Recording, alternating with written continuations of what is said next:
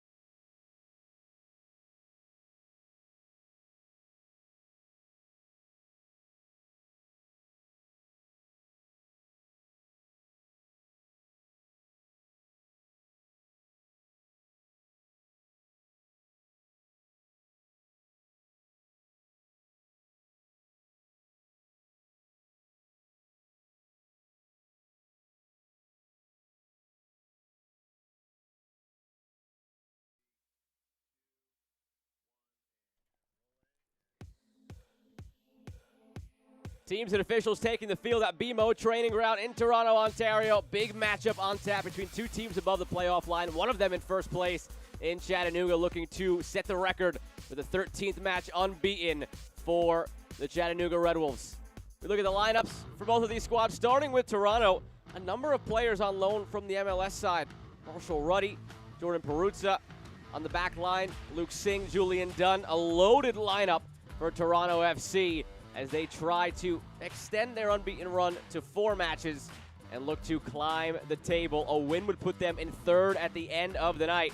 On the flip side, the Chattanooga Red Wolves, due to travel restrictions, the list of players that are not available for this game, very expansive. The starting lineup largely unaffected, only a couple of changes from last game. It's still a strong starting lineup. Problem is that starting lineup might have to go the distance. Sebastian Moramora on the bench, the goalkeeper, has 2 jerseys printed for this game. A yellow one in case he has to go in goal, a white one in case he needs to be used as an emergency player in the field. But Jimmy Obleda thinks this could be the greatest chapter so far in the story of this season. So much adversity faced for a number of reasons by the Red Wolves. This one, he called it the 13 players for a 13th match unbeaten. A chance for the Red Wolves to make a statement here in Toronto. A lot of familiarity as well between Munoz and Obleda from the time they both spent in Southern California. Munoz coached a few of the players on this Chattanooga squad. The only among them in the starting lineup, Marky Hernandez. The other couple of players he has ties to are on that list of players unavailable. Tim Trilk will have to be busy today in all likelihood. Just 9 goals conceded in 9 starts this season. On the other side, Andreas Vaikla has been staking his claim to rise the ranks in Toronto FC, making his 9th start of the season, coming off of Team of the Week honors. 31 saves in his 8 matches, 7 in the last game against Forward Madison. He's been in a rotation with Caleb Patterson-Sewell, who also doubles as the goalkeeper coach. And he's learned a lot from the veteran, Mike Munoz, effusive in his praise of Vaikla and the focus he's displayed on the training ground and in matches. Very bright future ahead for the 24-year-old. He's already played internationally as well for Estonia.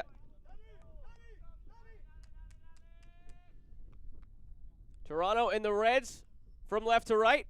Chattanooga in the whites from right to left. Our official Mario Elias in that nice magenta today. And we're underway from BMO Training Ground.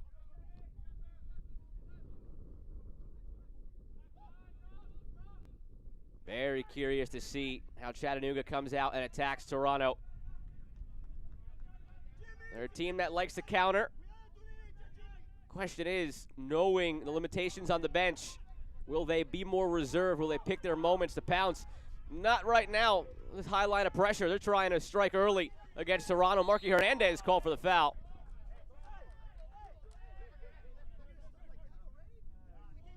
Part of the reason Chattanooga is so dangerous and has excelled this season in picking up results. Such a deep bench.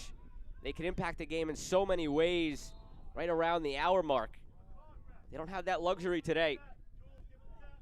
In fact, 5 of the matches in this 12-match unbeaten run, they scored 87th minute or later to tie or win. A tribute to the likes of Juan Galindres, who is their leading scorer and does it mostly off the bench. Today, a different story. Jimmy Obleda, ever the aggressor, never going into a game looking for a draw. You wonder if his hand is maybe forced as this game goes on, if he'd like to just get out of here with a point.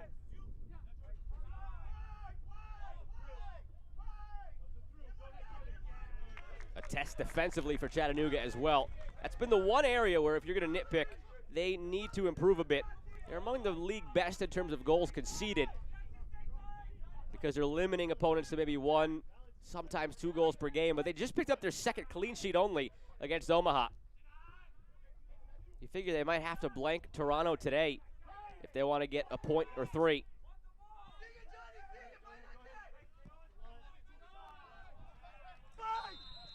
Flag pops up on Frischnick. He's one of the 4 changes based on the lineup that was out there against Omaha over the weekend. Pineda, Carrera, Minsigan, and Ricketts, the 4 exiting the lineup, unable to make the trip. And the 4 entering Esparza, Walefi, Villalobos, and Frischnick for Chattanooga.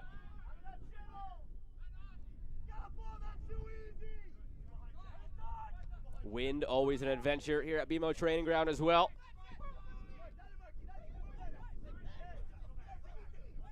Here is Walefi, 2019 All-League honoree. Hasn't seen the field much this season, just 6 appearances, 140 minutes. His first start today. After last season, starting 11 in that shortened 16-game season. 28 starts in that 2019 season when he was All-League second team. The veteran 27-year-old Brazilian Walefi needs to step up today. If there's a player in the 11 who's maybe most likely to be substituted for Chattanooga with their lone bench player, Josue Espana, figure it might be Walefi.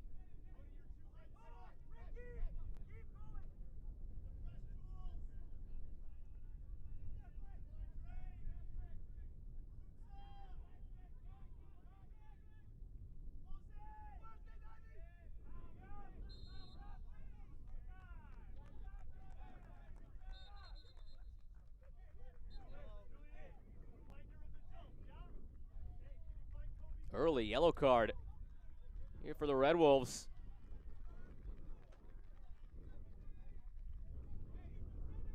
Believe that is issued to Jason Ramos.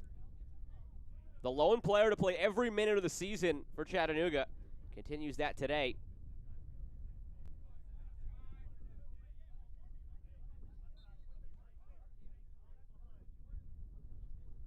Jaden Nelson out to Petrasso. Now up for Jordan Peruzza, making his first appearance of the season for Toronto FC, 2 on loan from the MLS side. Peruzza, you might remember, any League One fans, back to 2019. 15 goals, 2 assists for Toronto FC 2. Has spent time on loan in USL Championship with San Antonio this season and parts of last season, to the tune of 12 appearances, 6 starts, and 4 goals. And he's made 2 MLS appearances along the way. Marshall Ruddy goes short to Carlini. Petrasso swings it in, and Ricky Ruiz knocks it away. Might be a case of bend but don't break for much of the day for Chattanooga.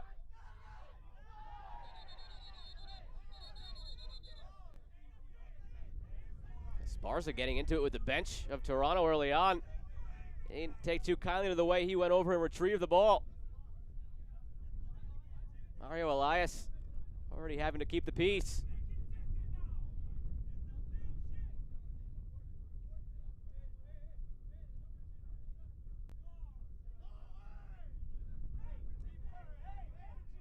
Take you back to that yellow card that we now have confirmation of against Ramos. Just for time wasting there and then tossing the ball away. Mario Elias not giving any leash early on.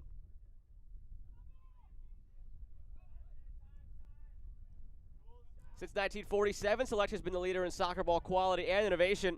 Select is the official ball supplier of USL League One and many of the elite leagues throughout Europe. For the latest products and special offers, visit www.selectsportamerica.com.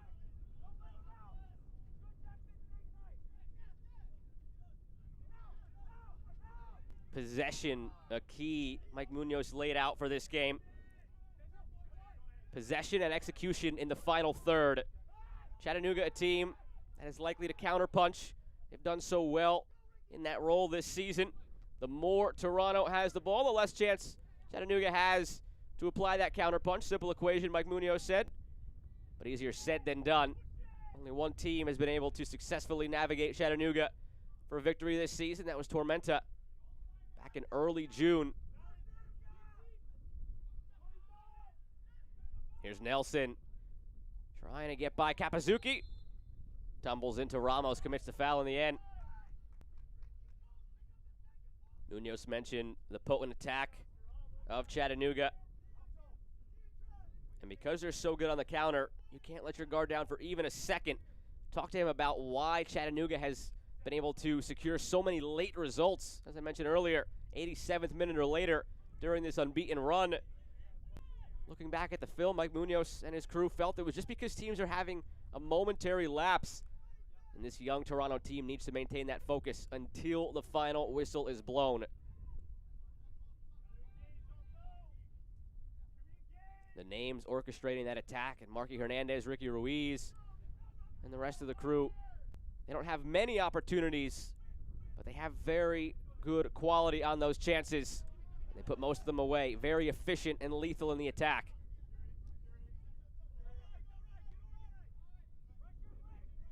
Dunn across to Singh. A new center back pairing for Toronto today. Typically it's been the captain, Kevin Paulitz, as well as Kurich next to him. But these two loanees from the MLS side today, and Singh and Dunn, get the nod. Very talented lineup for Toronto. Case could be made. This is the most talented lineup they've put together all season long.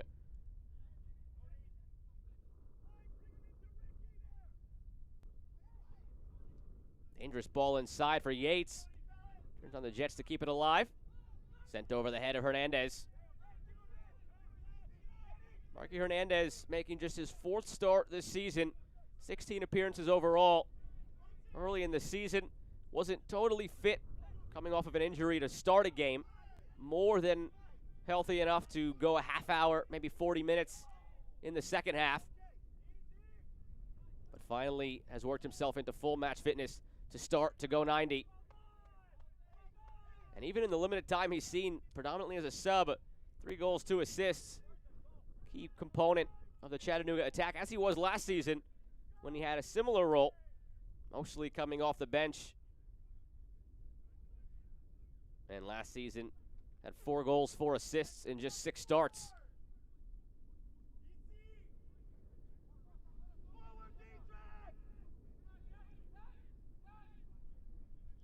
Kapazuki will do it again. Inside Frischnick. And cleared away. Backtracking Kobe Franklin.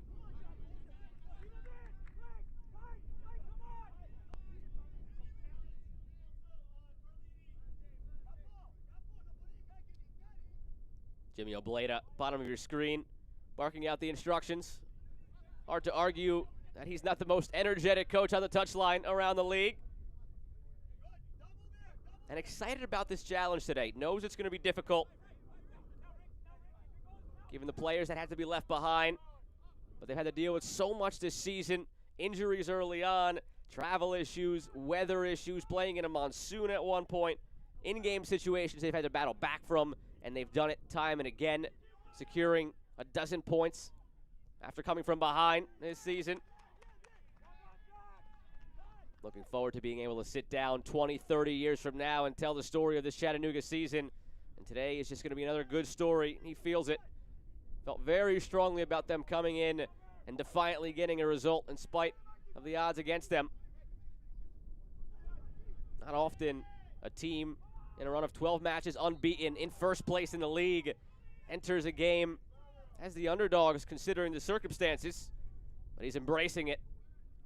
While Leffy a little too eager on the challenge, felt he would be home free. And an early yellow card for Jimmy Obleda. I just mentioned he's one of the most excitable coaches in the league on the touchline. A little bit too much so here 11 minutes in.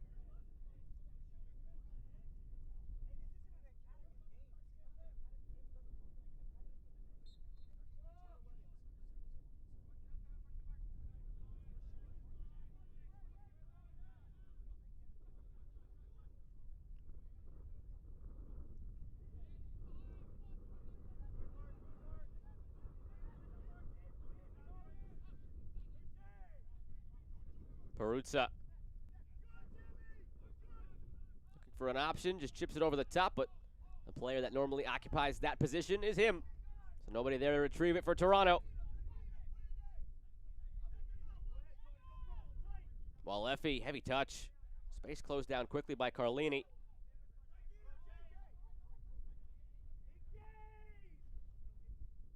Jimmy Obleda very happy with the Omaha performance this past week. Looking to build on it today and start to create some separation in the standings. 2 points ahead of of Omaha coming into today. Nelson into space. Might have touched it too far ahead. No, just saves it. Outside of the boot cross, hoping for Marshall Ruddy on the opposite side. But right into the hands of Trilk.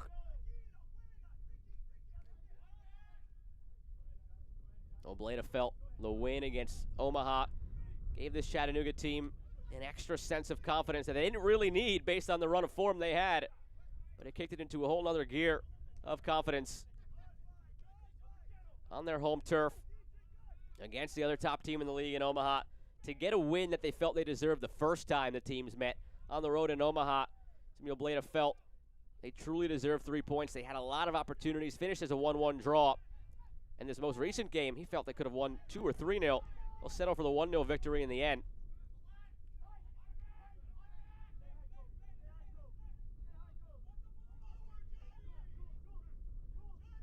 Nice passing triangle for the Red Wolves as they get out of their own end, or look to at least.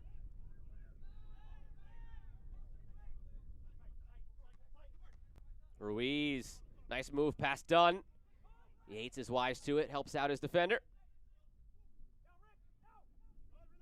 Ricky Ruiz, the player to keep an eye on for Chattanooga. Has started every match. Has only come off for 3 minutes as a sub this season. Second on the team with 4 goals. And tied for the league high with 7 assists.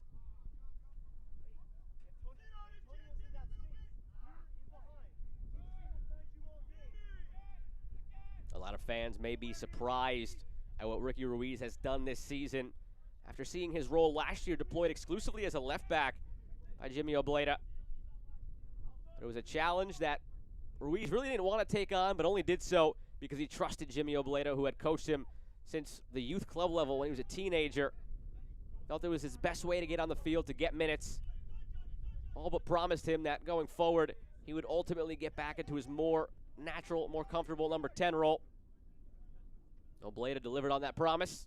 Ruiz has started every game in that role this season, and he has flourished. Wearing the captain's armband today in that white number 12 kit.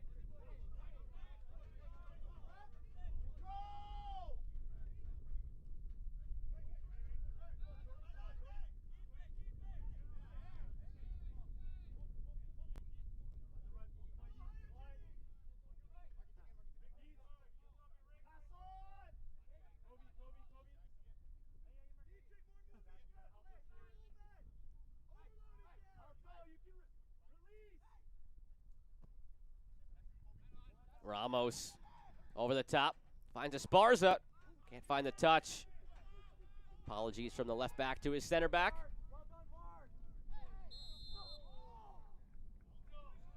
A reserve Jimmy Obleda trying not to react on the bench with the yellow card already issued.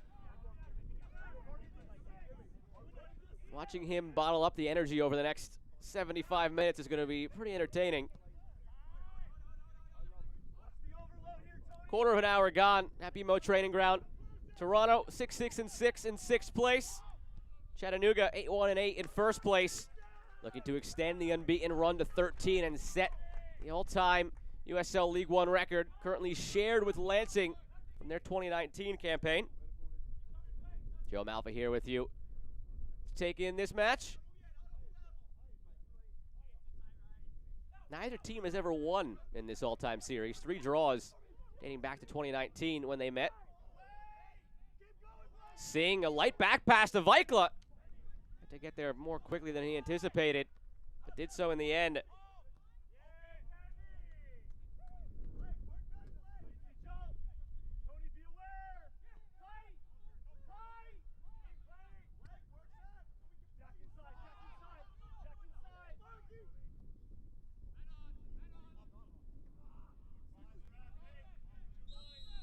Mike Munoz noted that Toronto was unsure of how they would line up in this one and wavered back and forth throughout the week.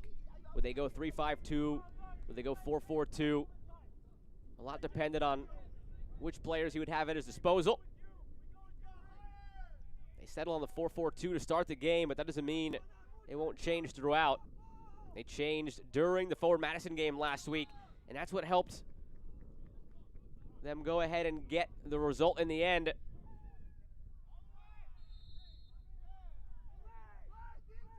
Munoz didn't feel they started very well in the Madison game, partly because Madison caught them off guard a bit with the way they played.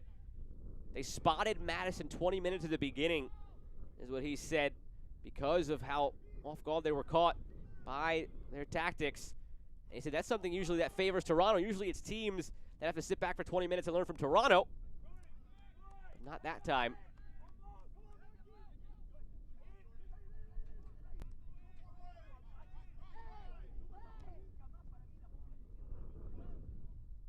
Altabelli for Petrasso.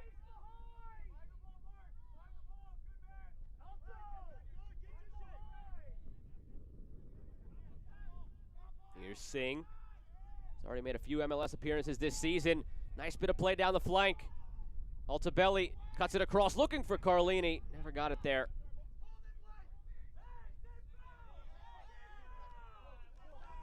Franklin, Carlini. Marshall Ruddy displaying his abilities on the ball, works it all the way back for Dunn.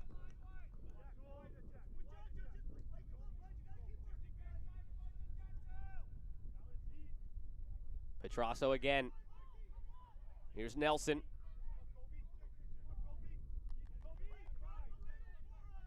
Yates finds Franklin in space. Further along for Marshall Ruddy. Too strong on delivery.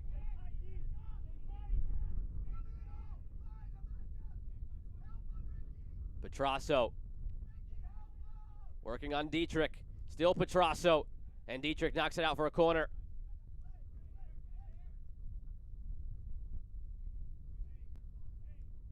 Well done by Jackson Dietrich. Tricky player to deal with. Luca Petrasso down that side. 7th start of the season for Dietrich. 2 goals, 1 assist to go along with that. Did not play last season. Took the year off amid COVID. Signed with the Red Wolves in December. It's factored in a big way a couple of times, scoring that really late goal on the road against North Texas to secure the draw. Corner floated, backside. There is Dunn! And Trilk makes the stop. Both of the big center backs, Singh and Dunn, were there at the back post. And Tim Trilk makes his first big stop of the day.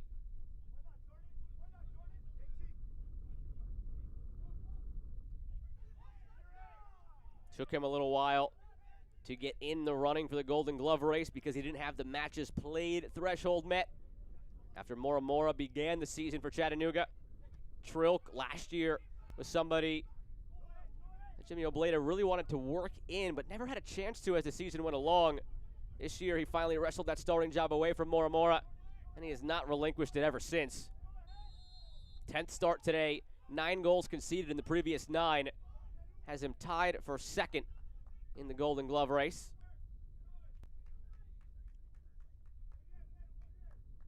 Ramos fouled on the play. We'll take you back to that corner. And the save made by Trilk. Dunn and Singh were both there. A little bit off balance by Dunn, but still managed to get a good amount of power generated on that header. Not an easy save for Trilk.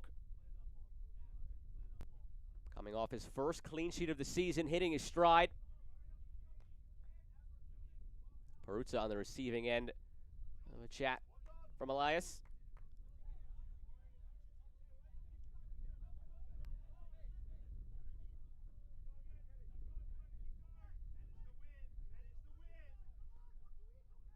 Only 2 teams in the league have yet to concede more than 20 goals. Omaha leads the way with only 12 conceded. Chattanooga right there with them at 19. Trilk a big part of that.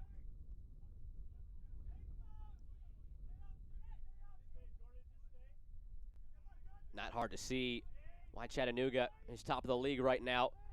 In addition to being 2nd in goals conceded, they're number 1 in goals scored with 28. But a lot of those goals are missing today due to players unable to travel due to Canadian travel restrictions.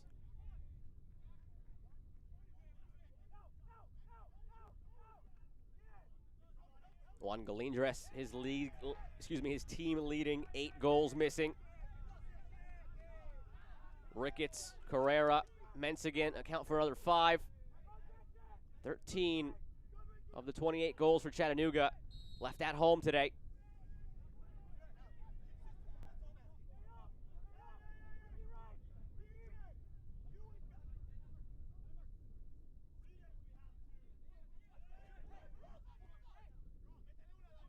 Peruzza dropping a bit deeper to retrieve and forced back to Singh. Petrasso.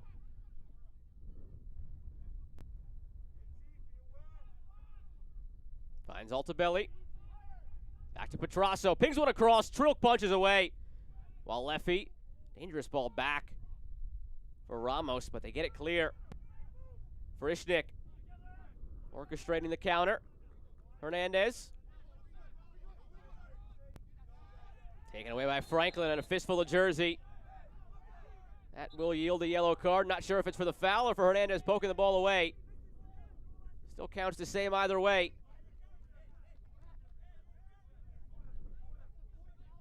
And with just a couple of players on the bench, Chattanooga does have to be careful here. Ramos, Hernandez already on yellows. Don't have the luxury of maybe subbing those guys out late to ensure you don't get a red. A lot of times you'll see coaches do that, especially if the game is heated. Get your yellow cards off the field to make sure it's still 11v11. Jimmy Obleda does not have that in his back pocket today. Just 3 bench players listed. One of them a new signee. Besides that, Espana and the goalkeeper Moramora, who has 2 jerseys printed today. Posted it on his Instagram a bit earlier. Has his yellow goalkeeper kit, has his white outfield player kit. We'll take you through some milestones in League One history at the half. Could have another one at some point in this game if a goalkeeper puts on a jersey as a field player and enters as a sub.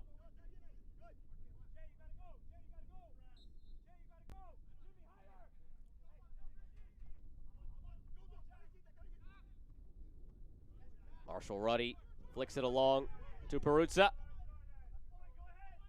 Nelson wasn't ready for the run. Ball too far out in front from Peruzza. Good idea, though. August is USL Supporters Month, and we want to hear from you. Visit uslleague1.com/supporters-month for more info on how you can get involved and have a chance to be featured as the Supporter of the Week. Doug Doby, Richmond supporter, this week's Supporter of the Week.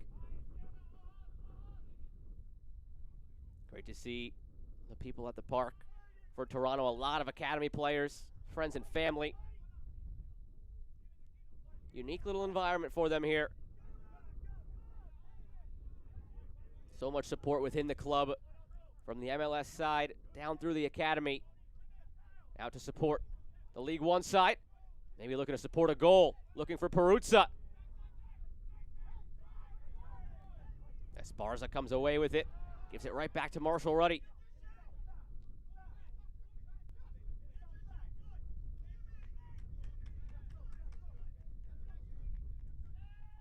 Having known Jimmy Obleda for a while, Mike Munoz expected this team to come out firing regardless of the players at their disposal. Not going to change the tactics, going to continue to play fast. And they have to be ready for the in-your-face brand of soccer, he called it. Bounces through for Altabelli.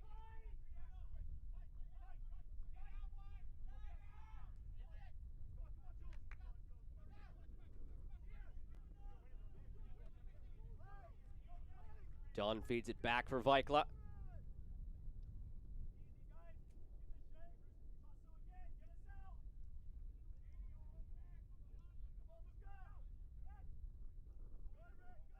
Jimmy Obleda was careful to instruct his team not to get caught up in the standings after beating Omaha last week and securing first place overall, because more tough tests lie ahead, just like this one. Nearly a half an hour through, though, still 0-0. Shouts for a foul, edge of the area, play on, says Elias.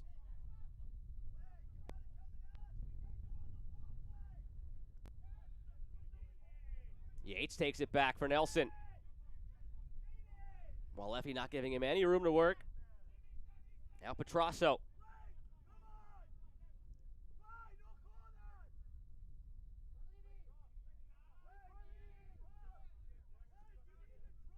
Nelson has been loaned for a couple of matches from the MLS side to the League One side this season. 3 goals, 1 assist in his appearances. Marshall Ruddy as well a couple of times. 6th start now in League One this season.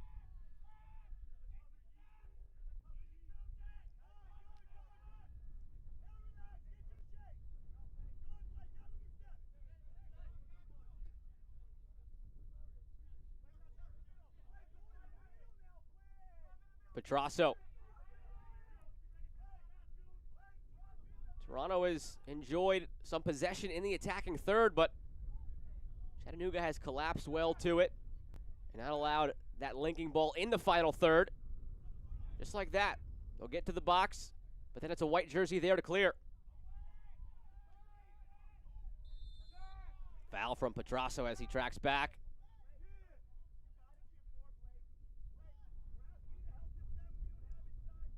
One of the mainstays in the starting lineup all season long for Mike Munoz. A starting lineup that has been a revolving door for a number of reasons. So much talent, whether academy or MLS, or signed to Toronto FC2. Peruzza, part of that revolving door in that verticality for Toronto. 15 goals in the 2019 season. His first appearance today in League One.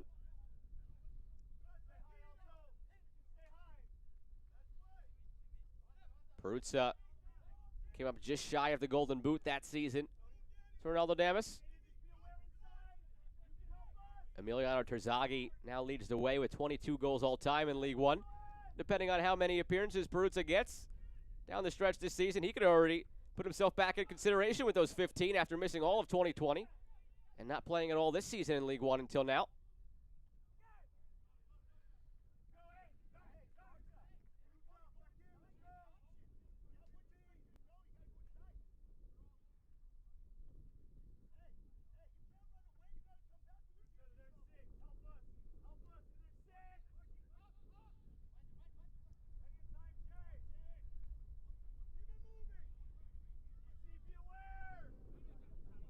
Ramos again looking over the top for Hernandez. Inside Ruiz. Deflects off of Yates to Hernandez. And out for a throw.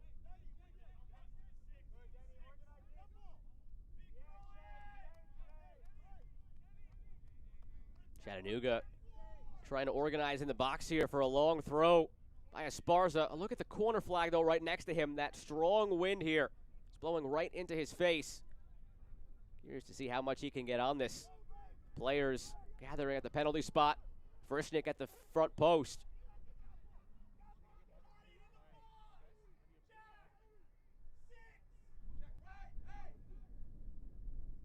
Long toss. So much on it. And strong header from Walefi. That cut right through the wind from Esparza. Half an hour gone. Still zeros between Toronto and Chattanooga. From BMO Training Ground, Joe Malfa here with you on ESPN+. Red Wolves vying for history. A win or a draw, 13 unbeaten would be a League One record. Trilk punches away again. Fourth meeting all time between these teams. 3 times they played in the 2019 season to the tune of 3 draws. Petrasso chips one in. Peruzza just wide.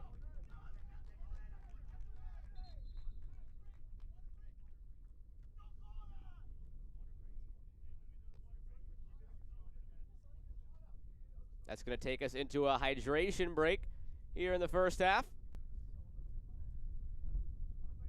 The coaches actually don't look too happy about the hydration break. Cut into the rhythm of the game. It is 77 degrees in Canada. Not really near the threshold where you'd have a hydration break, but implemented anyway by the officials. Wind consistently at 12 miles an hour. Feels like a lot more, though, when it starts gusting.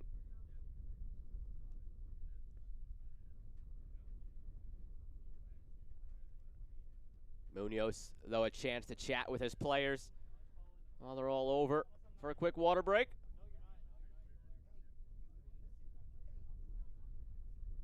Not many chances either side so far in the first half, but the best belongs to Toronto. This was one of them just a moment ago for Peruzza. And Tim Trilk had to make a big save on a header by Julian Dunn off of a corner earlier in the half. Jimmy Obleda trying to figure things out on the bench for Chattanooga.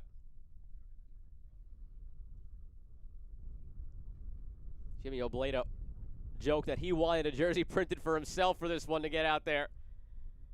I think to suffice, he just wore the white, so he felt like he was in solidarity with his players.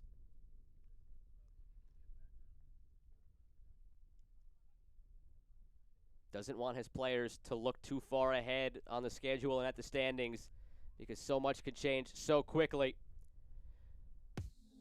Now, I've mentioned it a couple of times already in this one. Sebastian Moramora had 2 kits printed. Here you go.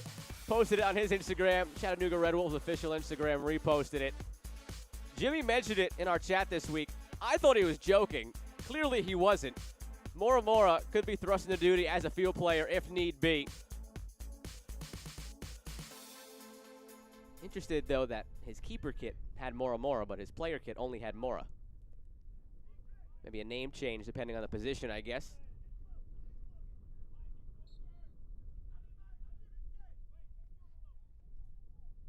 Back to the action after the hydro break.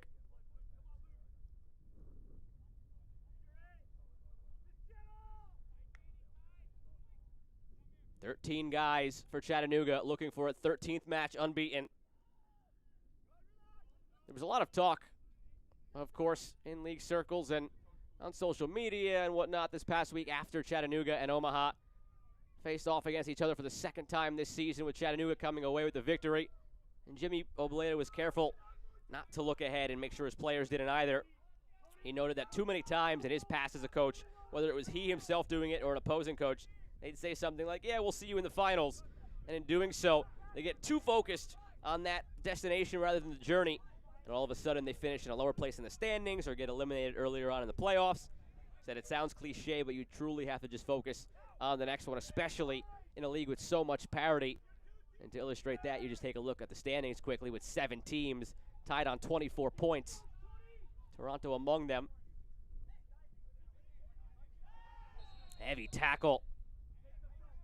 Yellow card quickly out of the pocket as Ruiz was taken down.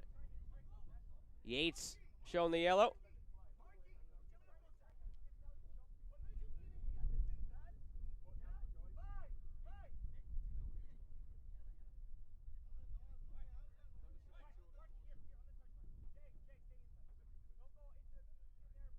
First pro season for Stephen Yates. 11th start. Has an assist. He's moved around a lot in that midfield. If there's a weak link for Toronto that Mike Munoz has pointed out, it's the central midfield. Tried a bunch of different players in there, rotating guys in.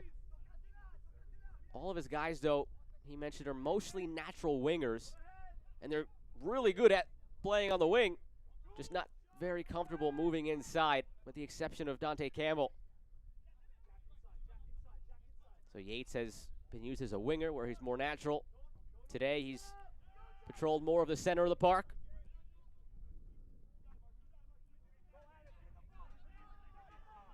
Long ball through to Hernandez. Sends one all the way across. Diving header from the wing forces Vikla to make a stop. Out of nowhere, Dietrich flies in.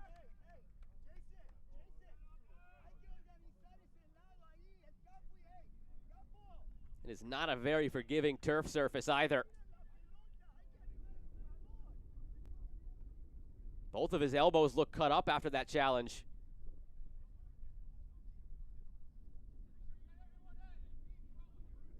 Another look at it here. Came up and we saw blood on both elbows, something the refs might have to keep an eye on.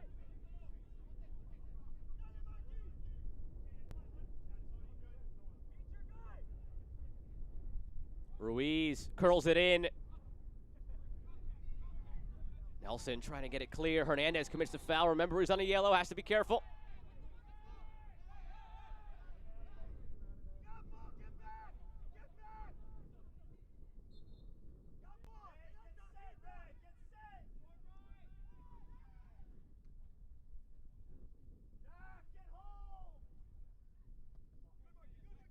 Just a few minutes remaining in this first half, plus stoppage time.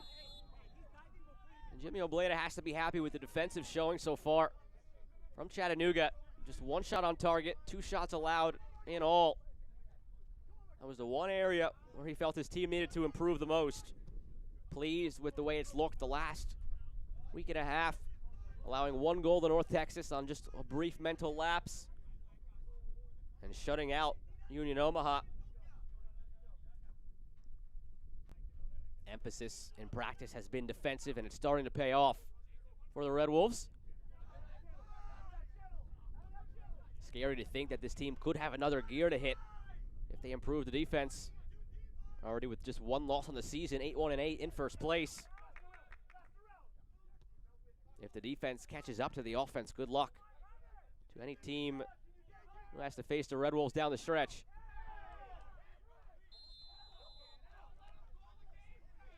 Mario Elias didn't seem too confident in that foul call. Hesitated for a moment as he walked in, but blows the whistle anyway. Navarro called for the foul. Veteran center back just turned 30 last week. 15th start of the season. Played 3 games on loan to Chattanooga back in the 2019 season before Obleda got here. Obleda was well educated on that brief loan stint by Navarro and was excited at the opportunity to bring him in ahead of this season. 2019 Western Conference finalist with El Paso Locomotive and USL Championship, Daniel Navarro.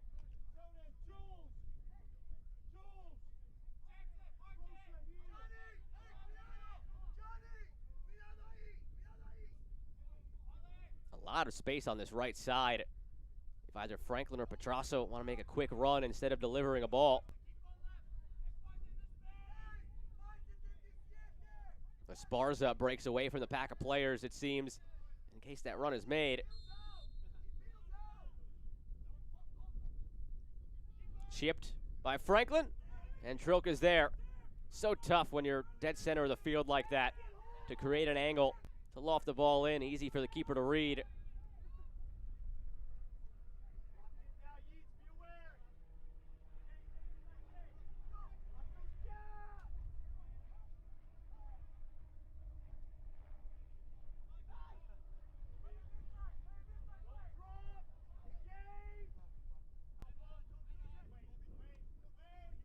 Another diagonal ball from Ramos looking for Hernandez. We've seen it a few times already. Yet to bear fruit. Into Ruiz. Now Villalobos. Great weighted ball over the top. Dietrich was looking for Frischnick. Singh is there. Ramos steps in front of Nelson. Had to. A lot of space for the winger to work.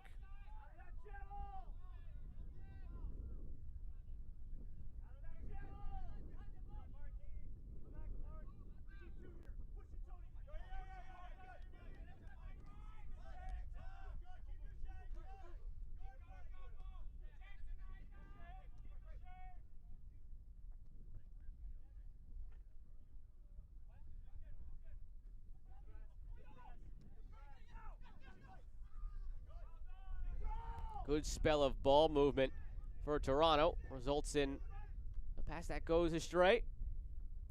2 of the East's best clash to kick off fall to remember when the USL on ESPN continues. Perennial contenders Louisville City FC travel to Dillon Stadium to meet Hartford Athletic in a potential playoff preview September 7th at 7 p.m. Eastern on ESPN2.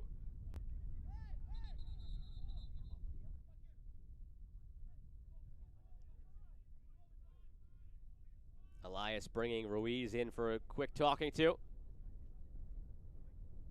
Jimmy Obleda having a chat of his own with the 4th official.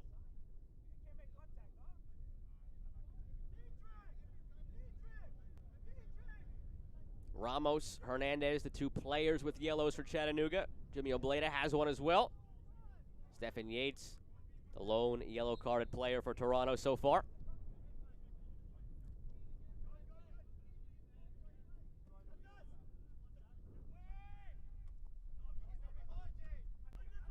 While Leffy steady in his holding midfield role in his first start of the season. A regular the last 2 years.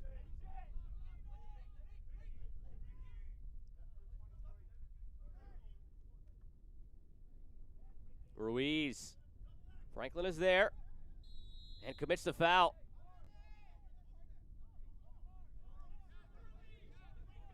Not a great foul if you're Franklin. They had the numbers defensively. Had Ruiz inches from the sideline with his back to goal. Now gifting them a chance on a set piece near halftime. Marky Hernandez, one of those players Mike Munoz is familiar with, coached him in the Chivas USA Academy.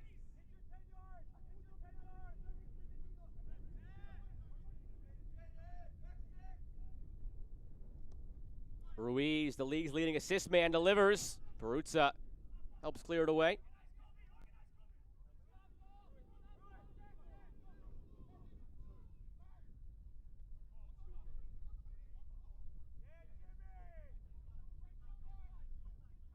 Space for Villalobos. Plays it in for Frischnick. Hernandez down the middle. The strike from Frischnick, wrong side of the netting.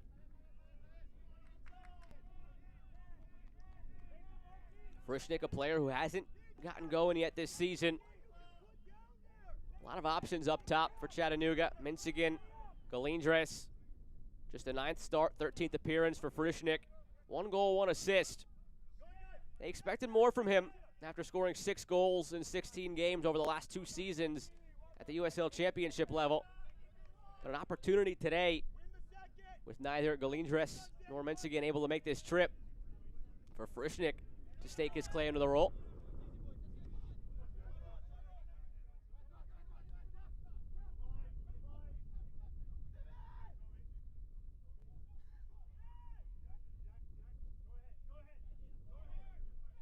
Late high line of pressure from Toronto. Going into the half, hoping to force a turnover. There is Peruzza. Trilk out of the goal. Peruzza takes the shot. Navarro blocks it. Trilk slow to get back into the cage. Shot blocked anyway.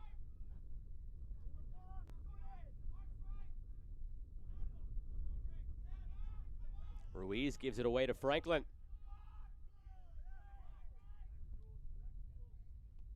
For all of the players that Mike Munoz knows on Chattanooga, that he's kept tabs on last season and this season, especially last year when he didn't have any games to coach. Chattanooga was playing its season. He joked that he'd love for them to not pick up a 13th match unbeaten. 2 minutes added here in the first half. Not many stoppages. Attribute those 2 minutes to the hydration break.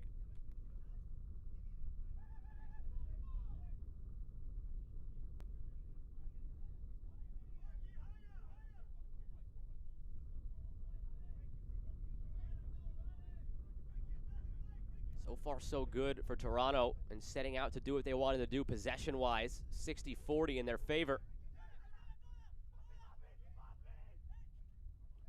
One of the 2 keys that Mike Munoz set out, the other being execution in the final third. Now that's an area that is still lacked. 2 shots, 1 on target. And a heavy challenge here from Franklin leaves Hernandez writhing in pain. And a pack of Red Wolves surrounding the official, pleading for a card.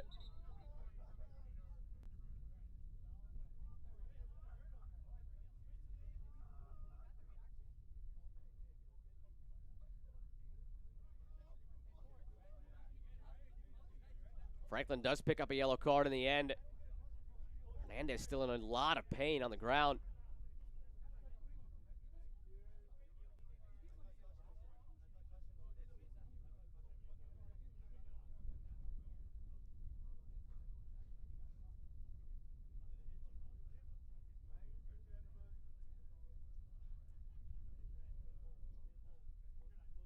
Take another look at this to see if we could see what happened.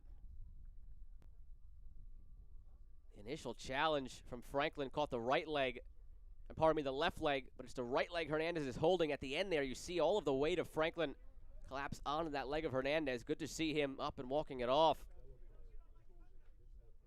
albeit gingerly. But he popped right back up to the halfway line. Would love to come back on, but that might be it for the half.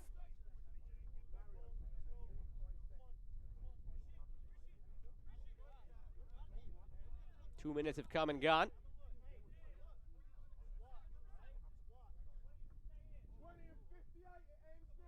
One last chance here for Chattanooga to just launch one forward and see if you don't get a bounce to go your way.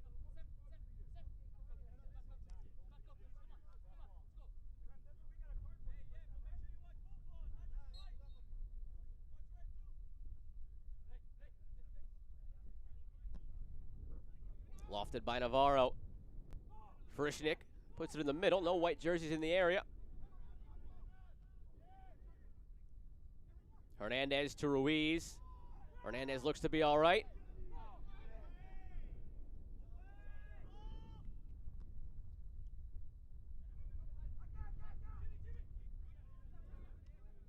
Villalobos out to Esparza. Now Hernandez. Overlap comes from Esparza. Hernandez saw it late. Not enough weight on the pass to get it out there. And the whistle blows for halftime. 0-0 between Toronto and Chattanooga. Tall task for the Red Wolves on the road with just a couple of players on the bench. A lot of the big names missing due to travel restrictions. 13 of their 28 goals on the season unaccounted for, with players left behind. Toronto a chance to pick up some points. Some loanees from the MLS side, a depleted Chattanooga side, but we're scoreless at the break in a heated first half. Saw a number of cards go either way. Scoreless between Toronto and Chattanooga. Back in a moment here on ESPN+.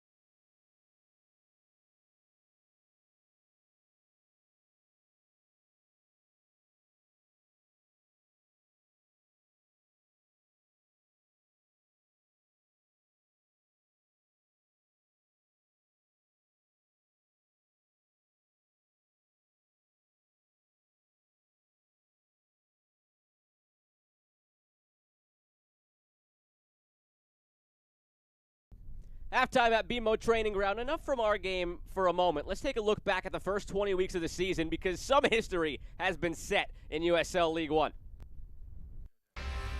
We are in week 21 of the USL League One season, and we've already had a bunch of history made in the first 20 weeks, especially with Emiliano Terzaghi. 22 and counting. He passed Ronaldo Damas for the all-time leading goal scorers. That's something that could change as this year goes along. There's a number of players who are right there as well with the likes of Jake Keegan, Marco Micheletto. So Terzaghi is going to have to fend off that crown for a bit. But for right now, the king of USL League One with 22 goals. Other goal milestones this year, we had the 600th, 700th, and 800th goals in USL League One history in the regular season.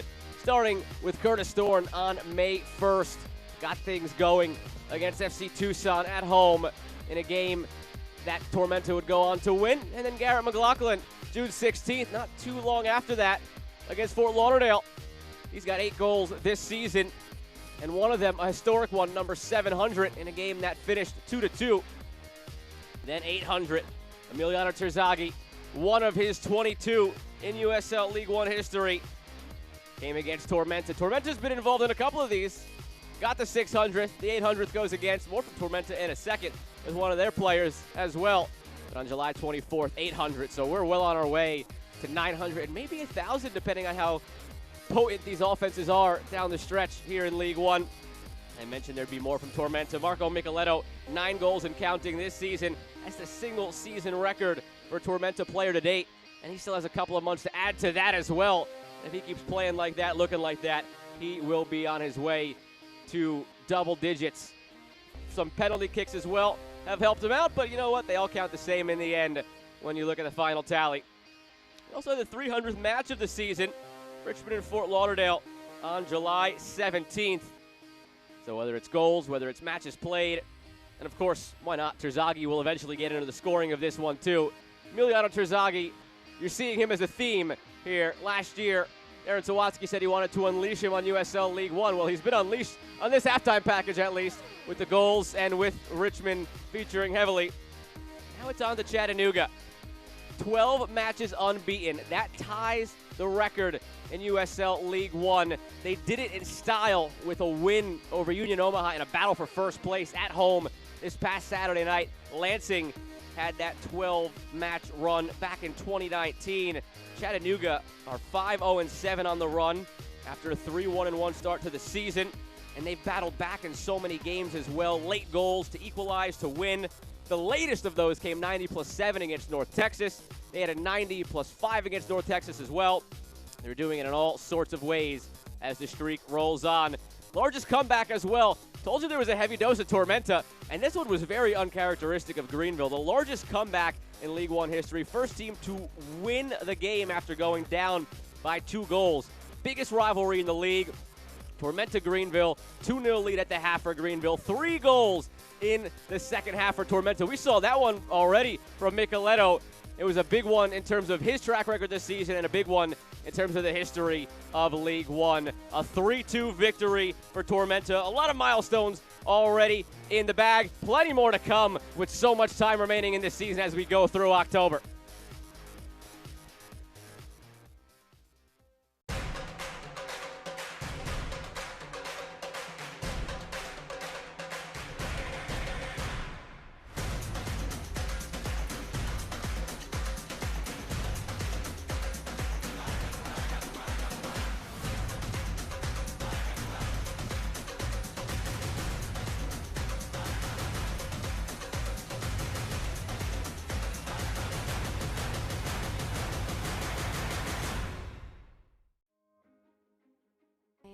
First-generation student here at Bellevue University. I feel like if I were to have gone to a different university, my experience would have been a lot more stressful and overwhelming, because I feel like I wouldn't have gotten that personal experience that Bellevue University has to offer.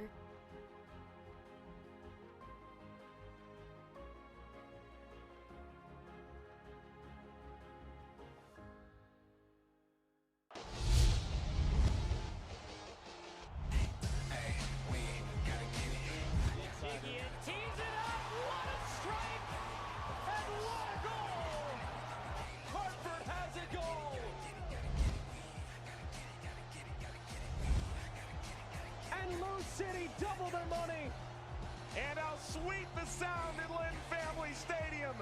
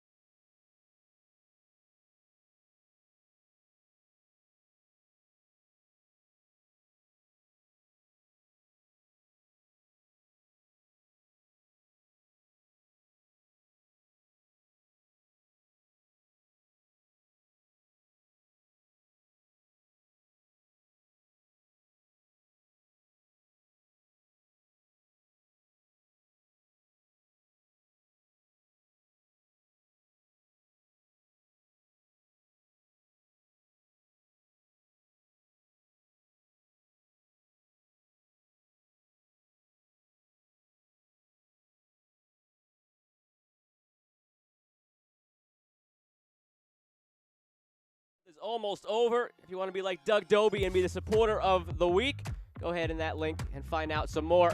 Some streaks and milestones going on in USL League One, as we touched on Terzaghi, the new all-time goal scorer, with 22. Chattanooga trying to get to 13 unbeaten to set the high water mark in USL League One.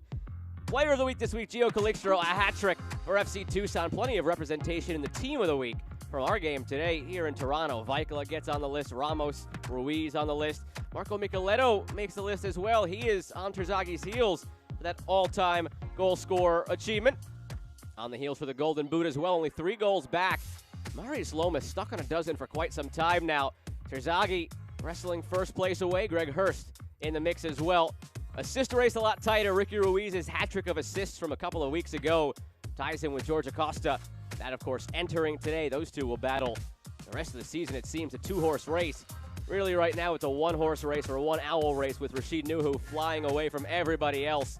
Look at that GAA, .714. Everybody else above 1. It's Nuhu's race to lose. Scoreboard from this past week. How about North Carolina going up to Madison and getting a win against the Mingos?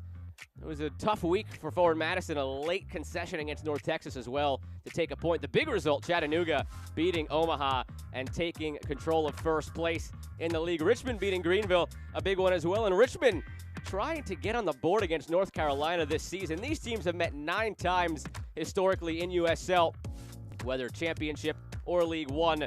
7-1-1 lead for North Carolina FC. That actually includes Open Cup as well. This season, a 0-0 draw, a 2-1 win for North Carolina, a 4-0 win for North Carolina.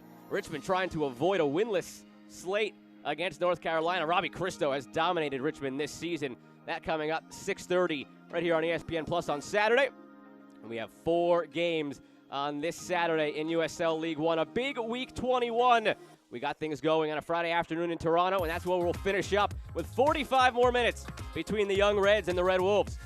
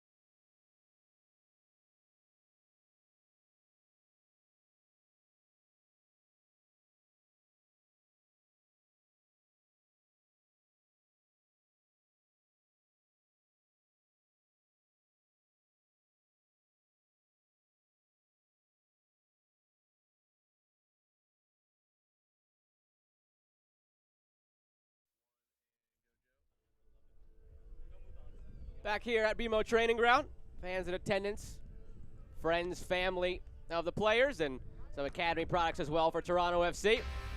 Joe Malva here with you on ESPN Plus. Take a look at the highlights from half number 1. Not a lot of opportunities for either side. The best for either side was this one here on the header from Julian Dunn. It's saved by Tim Trilk. Perfect ball on the corner from Petrasso. Singh and Dunn were both back there. On the other end, for Chattanooga, they struggle to get shots off. A couple of yellow cards go against them. Marky Hernandez picks up one.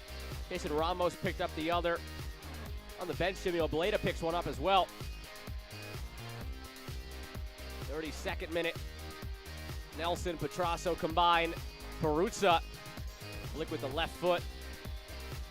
Never got to look at the goal, but the goal scorer he is. He knows where it is. Just put it wide in the end.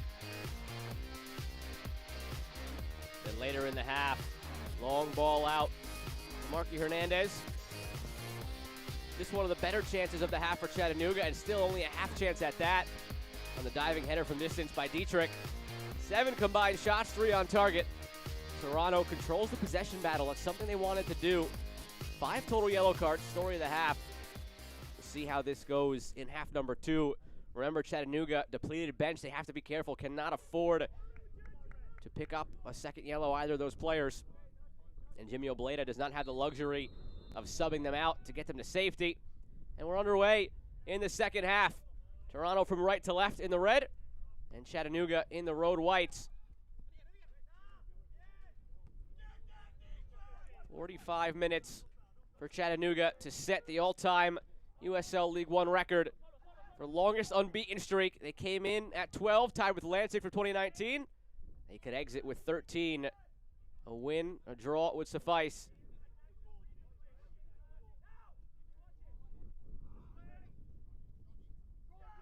Yates going the wrong way. Gets it out to Petrasso. A lot of space for Luca Petrasso to work, and he takes almost all of it. Has Nelson there as well, but Dietrich tracks back well.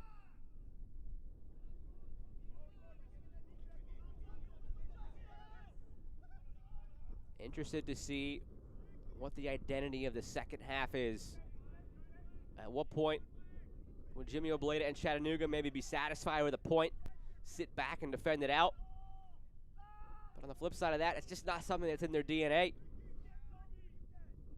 They want to press and win every single game they're in. They'd love to battle in the second half, but they usually do so with a full deck of cards on the bench, bringing in the likes of Juan Galindres, the team's leading scorer with 8 goals.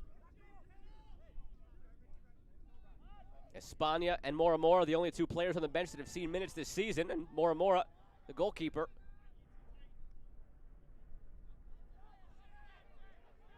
Nelson, tackled from behind by Kapazuki. Sets up Toronto with a free kick in a dangerous spot.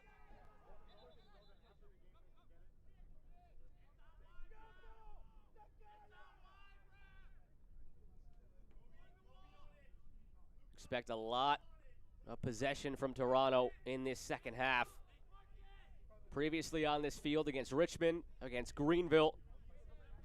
In the second half, they have dominated possession. In both of those games, their second half possession total was up near 80%. Those teams, like Chattanooga, had depleted benches and started to pack it in the second half, just trying to defend.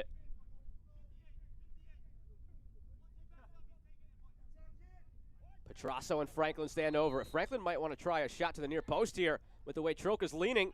Sends the cross in instead. Ramos guides it away for a moment. Back into the box. And the flag pops up on Altobelli. Something we've seen Franklin do before this season. Did it once back when Toronto was still playing their home games in Orlando. Snuck a free kick towards the near post.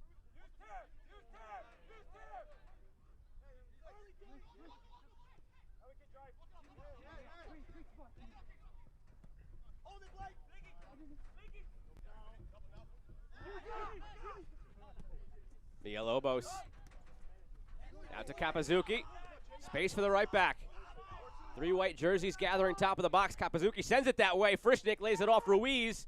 Waiting for a volley. Space closed down quickly. Would have been better off hitting it first time in hindsight. Hernandez. Looking for Ruiz. Dunn is there to defend. Inside for Esparza, but Michael is there. That's what it might be in the second half from Chattanooga. Bend defensively. Try your hardest not to break. And then rebound with a counter when the moment is there.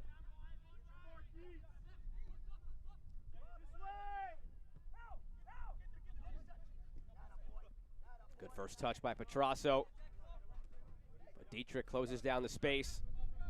One thing you will not see happen in this second half, though, Is Chattanooga giving in at any point? All these players take on the mentality of the coach. They will be going hard for every 50-50 ball, closing down the space defensively until the final whistle blows. It's become their identity. You see Dietrich with the tape on both elbows. Cut them up when he had that diving header we showed you in the highlights.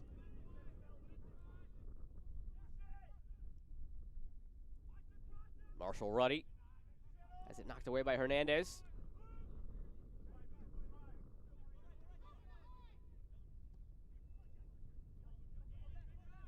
Seeing out to Petrasso. Now Nelson, his 7th start of the season. All on loans from the MLS side. 3 goals, 1 assist for Nelson. Here's Franklin. Altabelli tries to flick it by Navarro. Ramos swipes it.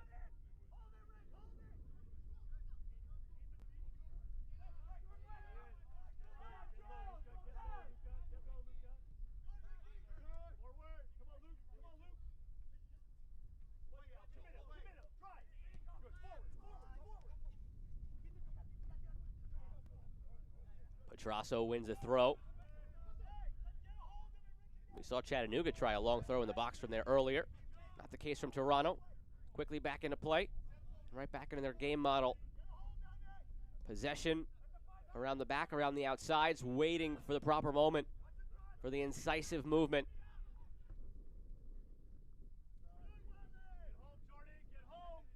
Two appearances this season for Jordan Peruzza atop the formation. That's the man they'll look for. 15 goals back in 2019. That's the last time we saw him in USL League One. Finished second in the Golden Boot race. Petrasso looking that way. Marshall Ruddy came across. Corner earned by Toronto.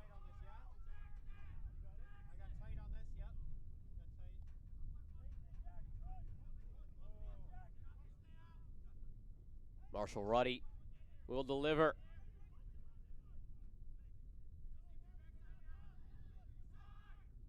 Taken short. Carlini gives it away. These are the moments when Chattanooga could counter. Hernandez floats it for Dietrich. Back inside to Hernandez. Still only red jerseys, though, elsewhere in the box. And Hernandez has to bring it back out to Dietrich. Well done to earn the throw by Dietrich.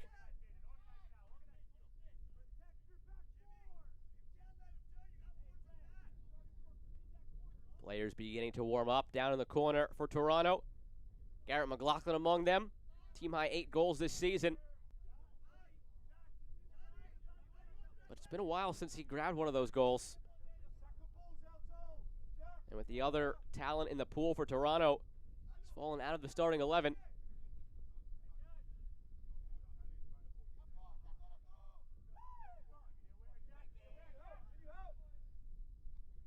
Frischnick to Ruiz. Now Villalobos. Navarro. Closed down quickly by Marshall Ruddy. And Navarro takes him down.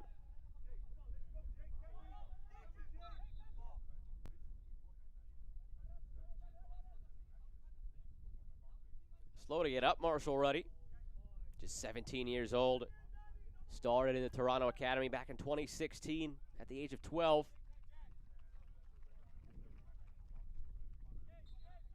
Youngest to sign a pro deal with Toronto FC when he was 15. 3 MLS appearances so far. He gets to his feet and carries on.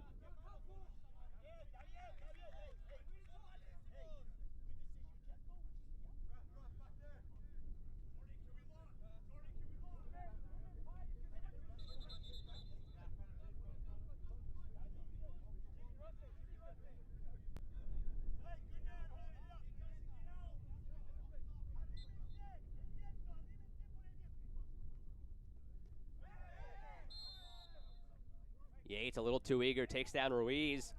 He has to be careful. 5 total yellow cards in the first half, 4 to players, 1 to Jimmy Obleda. Yates and Franklin, the two for Toronto. Ramos, who stands over the free kick now. And Marky Hernandez, the two for Chattanooga.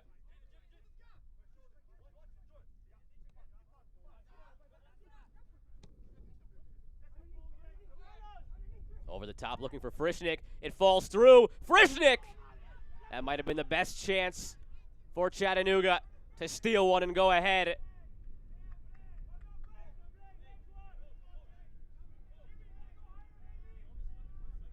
Frischnick doesn't cash in the end. Dunn struggled to deal with this. Fortuitous bounce for Frischnick. Vikla closed down the space well.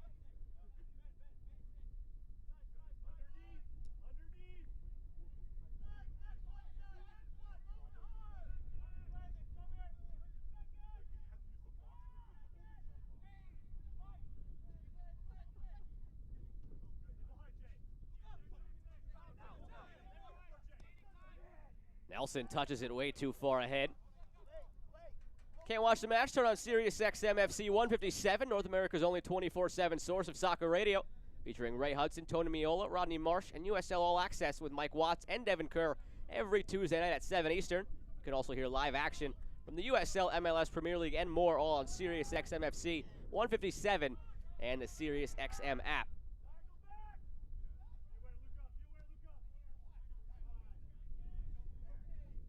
Ruiz, the first to the second ball.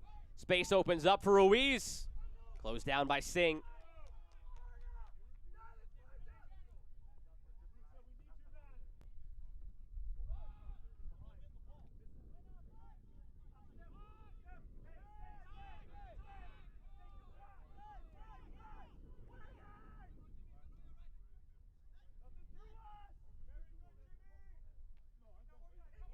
Hernandez goes in on Franklin, lays it off. Ruiz for a strike. Vikla is there. 7 saves last match against Madison. This is what Chattanooga can do when you least expect it. Efficient in the attack. Frischnick nearly a moment ago. You see bottom of your screen, Garrett McLaughlin jogging over. Expect to see him soon, it appears. Team's leading scorer.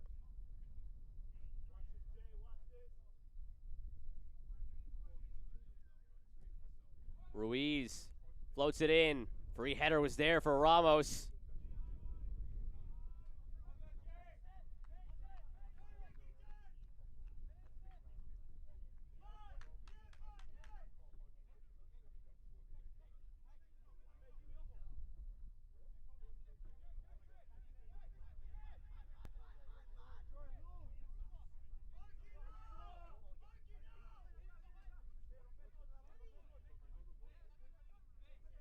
Vikla just waves everybody forward. Wasn't happy with the look he saw.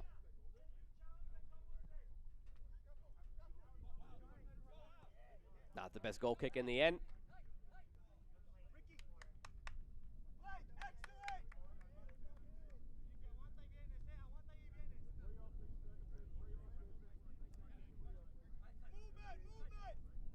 Garrett McLaughlin, Josie Thompson are both preparing to enter for Toronto.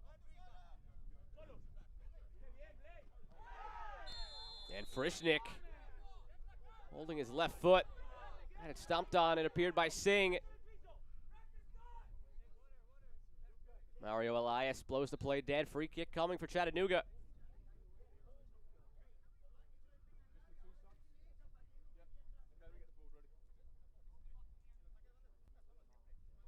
And after thinking about it a bit, Singh is going to pick up a yellow card.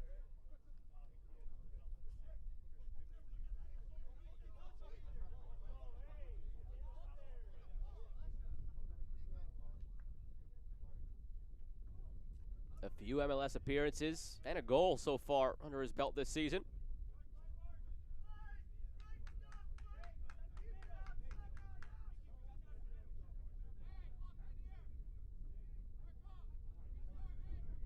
Now tasked with defending the free kick. Although it doesn't seem like Chattanooga is intent on swinging this into the box. Players spread out all over the place. Only Frischnick in the vicinity of the 18. Quickly to Ruiz. Ruiz splits the defenders, but loses it in the end. Got by 2, couldn't get by the 3rd. Now it's Nelson.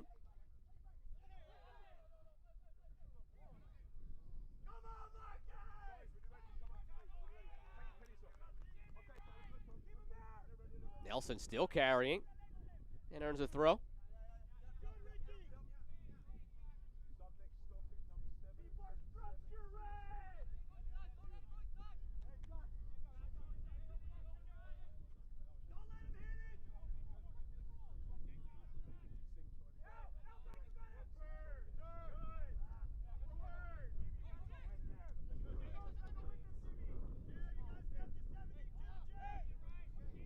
Hour gone, half hour to go at BMO Training Ground. Over the top, looking for Peruzza. Too far out in front. That could be Peruzza's last involvement. Appears he and Shaquille Marshall-Ruddy will be the two giving way momentarily for Kosi Thompson and Garrett McLaughlin. Joe Malfa here with you on ESPN Plus and YouTube. Toronto and Chattanooga still scoreless. Chattanooga looking to set the record in League One with the 13th straight match without a loss. Toronto, one of 7 teams tied with 24 points in the middle of the table. Based on the way the tiebreakers work out, they're currently in 6th place. Can't really read too much into that, though, with a long way to go in the season and all those teams tied on 24. A win would put them in 3rd. A draw would actually put them in 3rd as well. A draw would put them at 25. With New England, Tormenta, North Texas, Richmond, Greenville, Madison all on 24.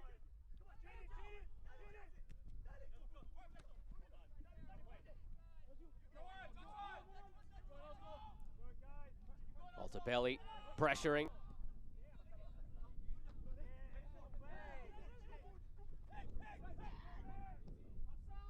Ruiz to Dietrich. Cuts it back centrally. Hernandez was waiting for it. Dunn did not allow it to get there. Here come those changes for Toronto. McLaughlin, the team leader, with 8 goals. Thompson making his 18th appearance, has a goal as well. Peruzza and Marshall-Ruddy didn't factor in too much offensively. Peruzza had the 1 shot in his first appearance in League One since 2019.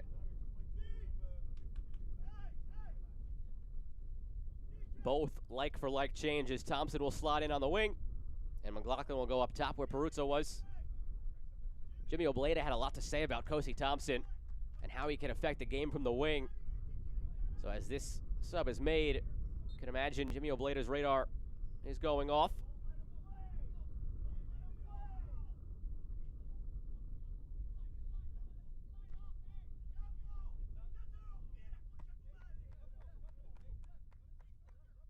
Mike Munoz hoping that Garrett McLaughlin can recapture the form he had early in the season. And he feels that the move full-time now north of the border to Canada after all the early season travel in Arizona and Florida is really starting to maybe help McLaughlin get back into a groove. McLaughlin, Politz, Talon Maples, all guys that Munoz mentioned had never been to Canada. Now living in Toronto. Foul goes against Petrasso.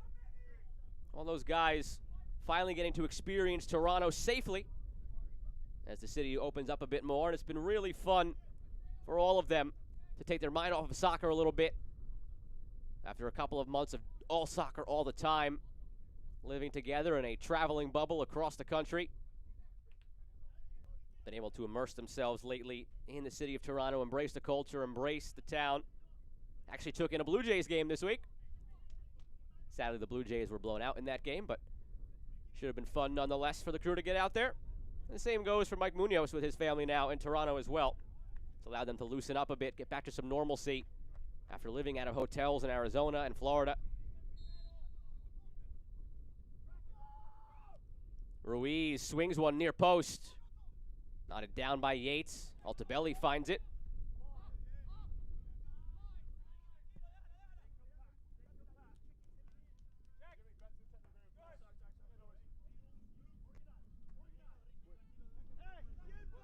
Granted, Union Omaha would have 3 games in hand, but should Toronto come away with a win over the last half hour of this game when factoring in stoppage time, the Young Reds would only be 3 points back of second place.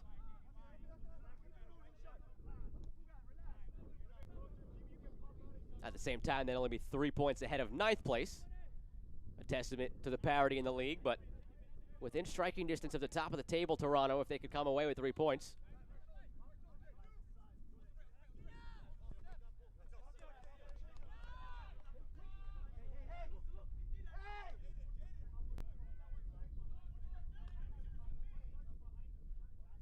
And this second half, so far 20 minutes in, continues to assume the identity we expected.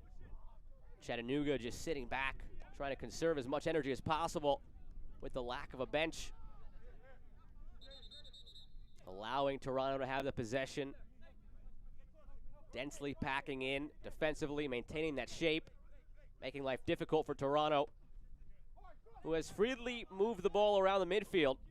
But once they get in the attacking third, they're met by a white jersey and haven't found much success from there.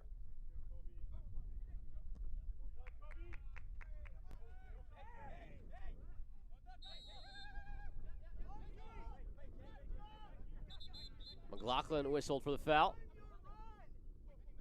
Holding on to Kapazuki from behind.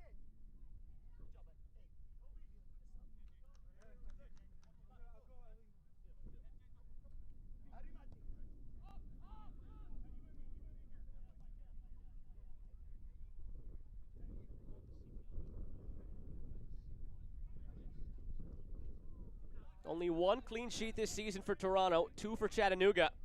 And we're not far off of offsetting clean sheets in this one.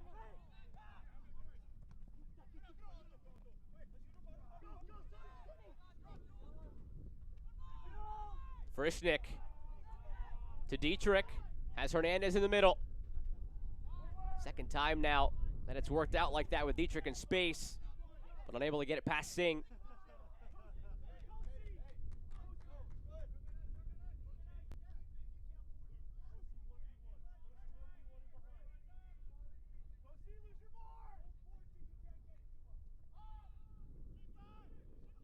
Here's McLaughlin. Trilk saw it coming. Quick off his line.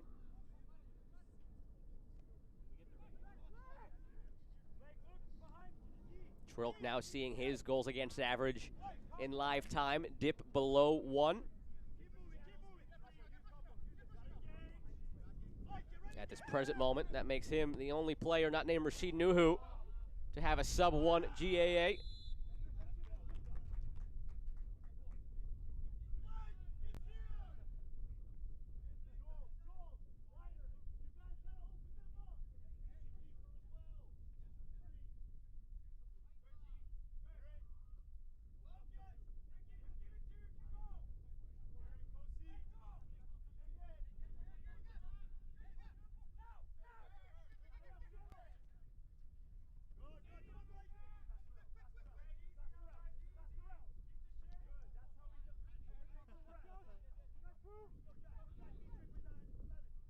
Most of the remaining subs available for Toronto, defensive-minded. Ovalle, the lone player on the bench with an offensive orientation. If Munoz wants to really go for the win. And the built-in advantage here for Munoz and Toronto, that they can deploy fresh legs in a way Chattanooga cannot.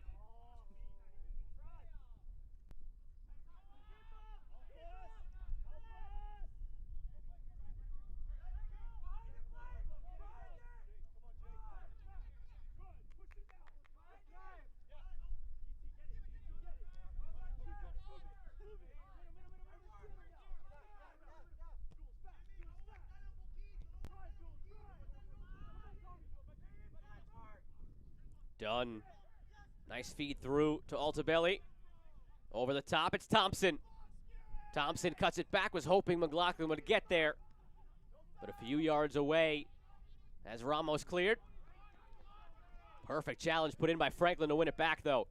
Slip through looking for Altabelli. Just out for a throw.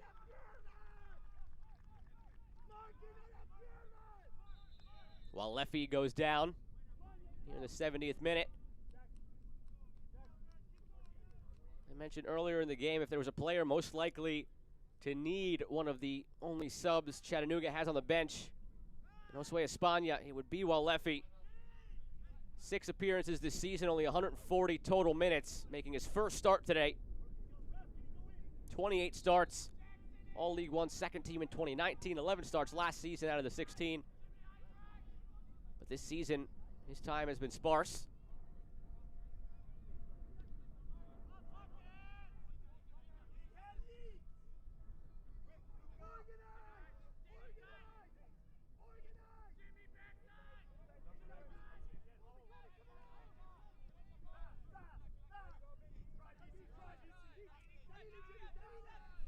Yates giving away to Dietrich. Ruiz spots Frischnick, but Yates closed it down, did not allow the league's leading assist man to spray that ball through. Already 1 0-0 draw on this field this season for Toronto came against Greenville.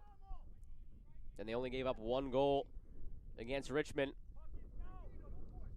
They've defended this home turf well. Their 3rd of the season after Arizona and Florida. Frischnick taken down. Gonna be a bit too far for a strike here on the free kick, but sets up a set piece nonetheless for Chattanooga.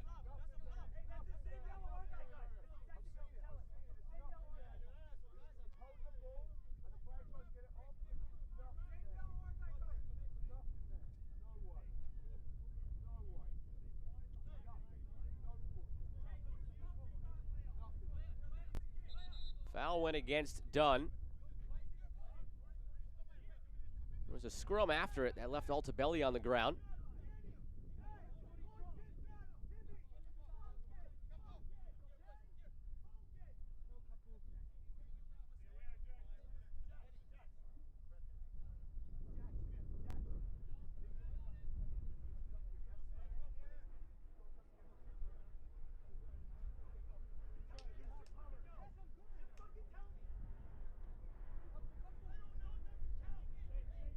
There, Ramos coming in to try to get the ball from Altabelli, who went down rather easily.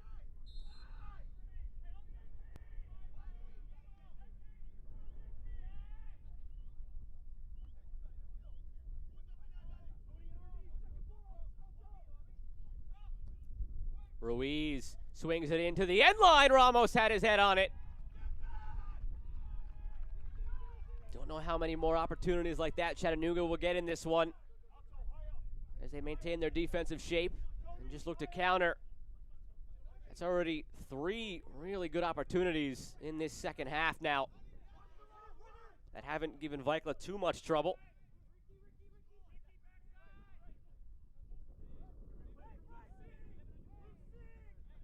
If you're Mike Munoz, though, have to be a little bit disappointed with the offensive showing from Toronto. Just 3 total shots, 1 on target, despite the one-way traffic in terms of the possession.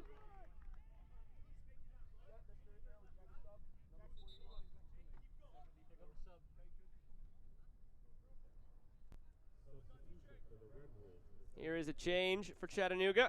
Jackson Dietrich out, Josue Espana in.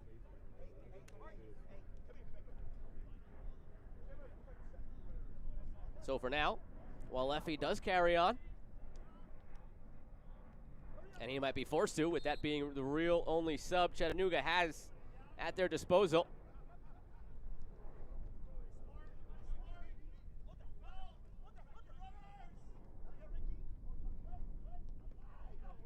Giveaway at the back from Villalobos.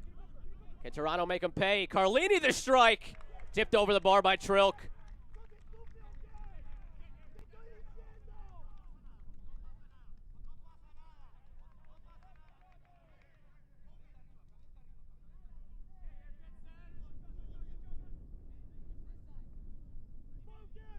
There was a stretch last month where Carlini and McLaughlin were the only 2 players to account for goals for Toronto.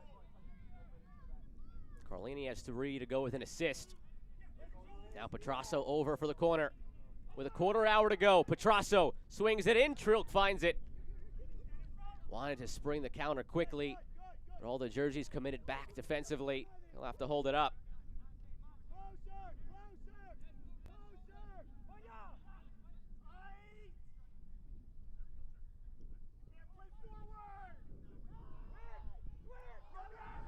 There is Espana with some fresh legs. Ruiz out to Frischnick.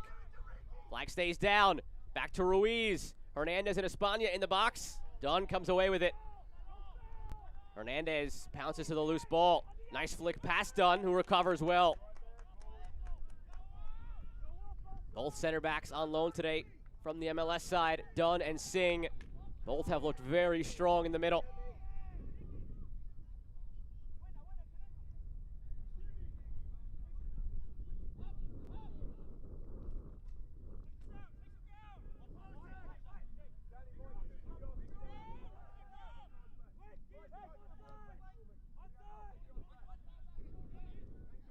Navarro goes back for Trilk. You could hear the shouts from the Chattanooga bench to dig deep.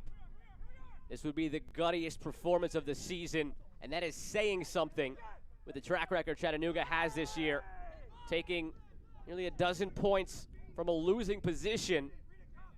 Have yet to lose after conceding first this season. And in spite of that, this one might be the most impressive result if they can earn it. 9 players of consequence, that is. Starters, key backups left behind due to travel restrictions. I don't think either team would be unhappy with a draw, but points. Chattanooga, a draw would give them the record of 13 unbeaten. Toronto, a draw would put them temporarily in 3rd place.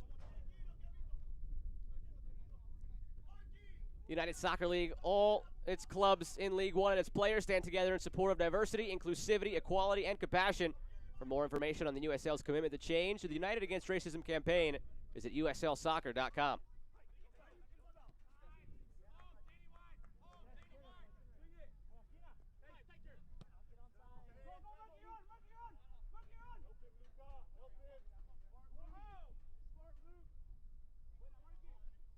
Singh wisely guides it out.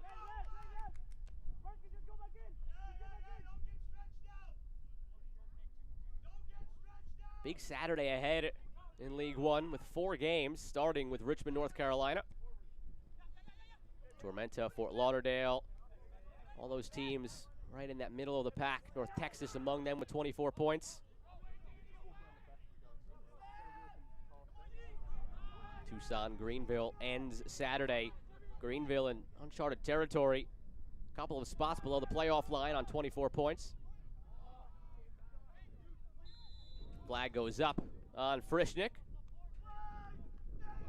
Want to remind you that starting next spring, the USLW League is providing increased equity and opportunity for women looking to pursue careers in soccer both on and off the pitch. Comprised of clubs from across Championship, League One, League Two, and new expansion markets, the W League is set to begin playing more than 30 communities across the United States. Head over to uslwleague.com to learn more.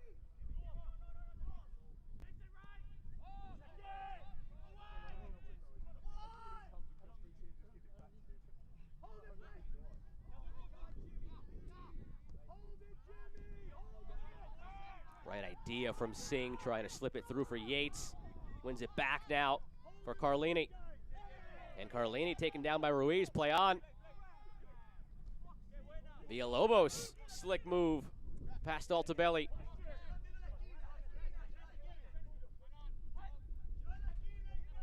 Hernandez draws 3 defenders. Espana wanted the ball to feet. Hernandez played it into space.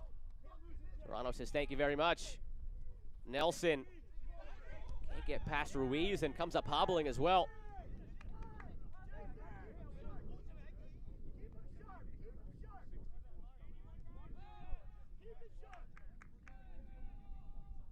Couple of changes being prepared for Toronto as well.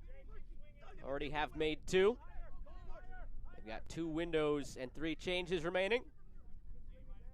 Chattanooga still has 2 windows remaining, but They have one outfield player and one goalkeeper. Don't know that they will make any more changes. But don't forget, Mora had the regular outfield player kit as well, so he could surprise some people and head out as a midfielder, we were told, in case of emergency.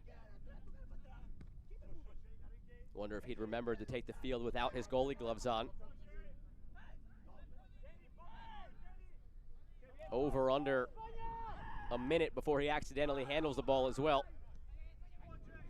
Cross that bridge when we get there, if we get there, depending on how desperate Chattanooga is for fresh legs down the stretch. 10 to go for now, plus whatever stoppage time has in store. Kapazuki commits the foul on Nelson.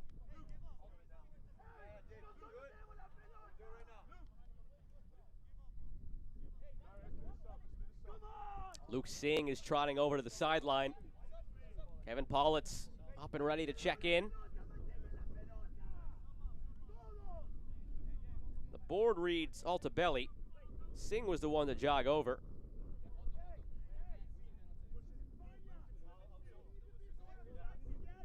And now Singh is sent back out there.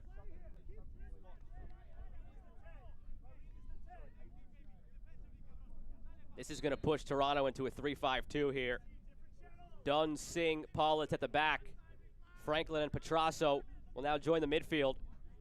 Mike Munoz mentioned on the fly they might switch to a 3-5-2 if the game necessitated it. You could tell he's going for this one. More attacking-minded formation now.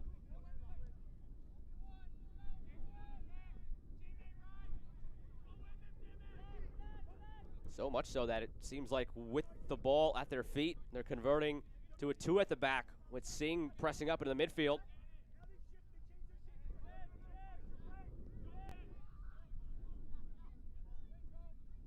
Singh over the top, great ball, chipped from the wing, and it's off the post.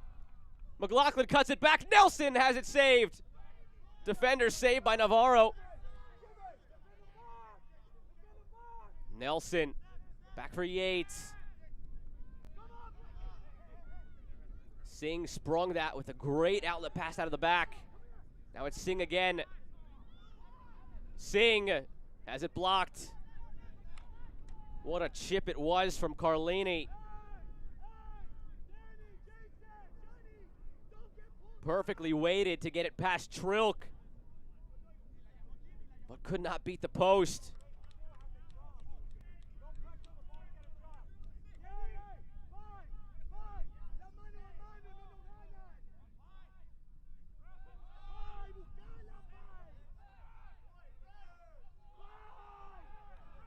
There is not a bone in Jimmy Obleda's body that would allow him, under normal circumstances, to just play for the draw.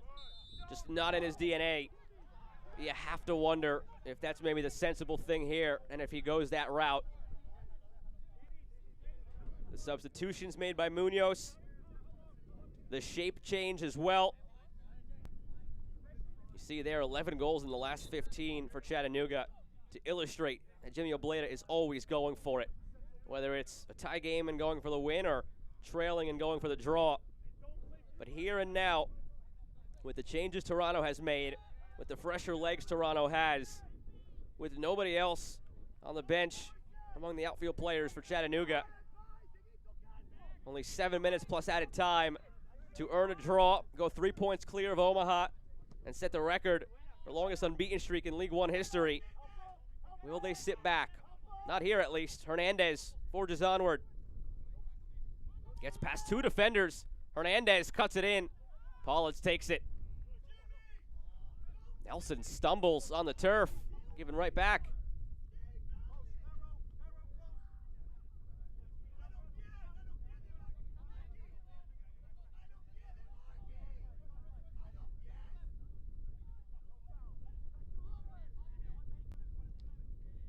Hernandez earns a corner. Can Chattanooga steal one?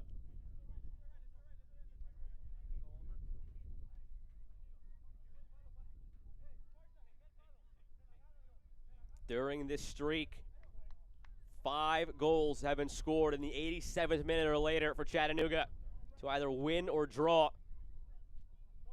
We're not even that late into this one yet, just in the 85th minute.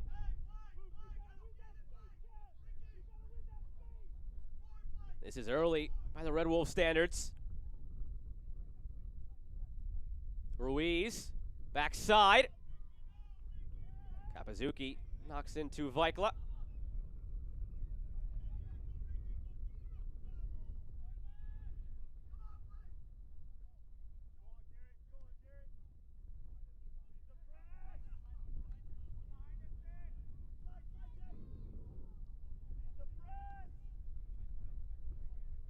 League One fans, you did not have too much to complain about this season. Here we are in week 21. Only had 6 scoreless draws. And you saw during our halftime that 3 separate goal-scoring milestones have fallen, the 600, 700, and 800th goals. It's been a goal fest all season long. Moments away from possibly a 7th scoreless draw, though. Nelson drives it across. Thompson keeps it alive. Too much for Carlini.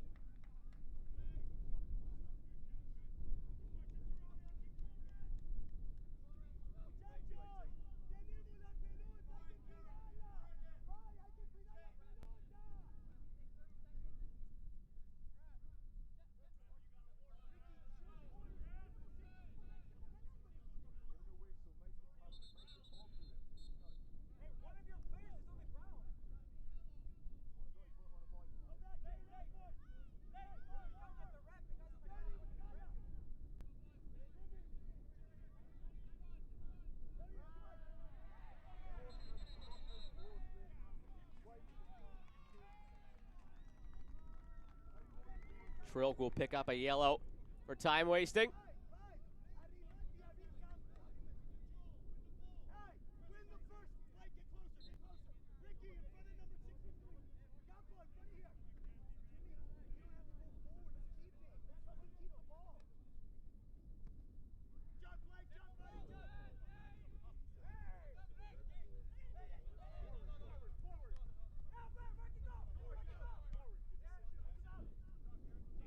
McLaughlin taken down by Kapazuki. And a yellow card here as well. Hernandez, Ramos, Kapazuki, the yellows for Chattanooga. Yates, Singh, and Franklin for Toronto. Also Trilk for Chattanooga. I just meant among the outfield players. Don't imagine Trilk or Jimmy Obleda factoring in with a second yellow, but you never know.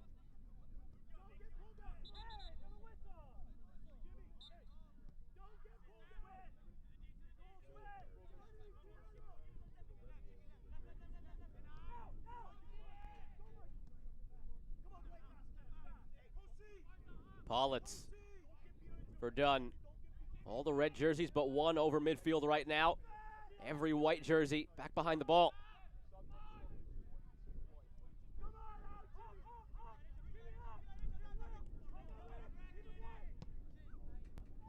Nelson puts it up into the wind. That was probably a little bit closer than the goal. And Tim Trilk hoped it would be in the wind, but that is what you get here at BMO Training Ground.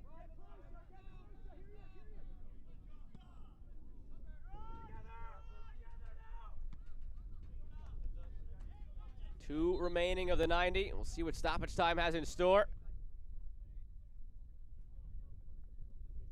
Alec Marshall was just signed as an extra body for Chattanooga on this trip, but it's all hands on deck as they try to see this one out for a result.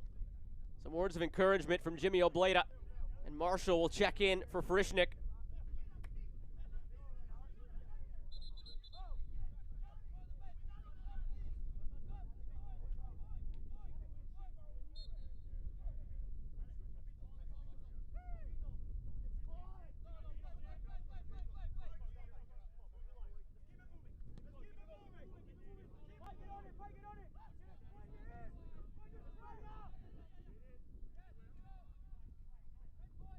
Played around for Espana. Looking for Marshall. Still there for Espana. Politz clears.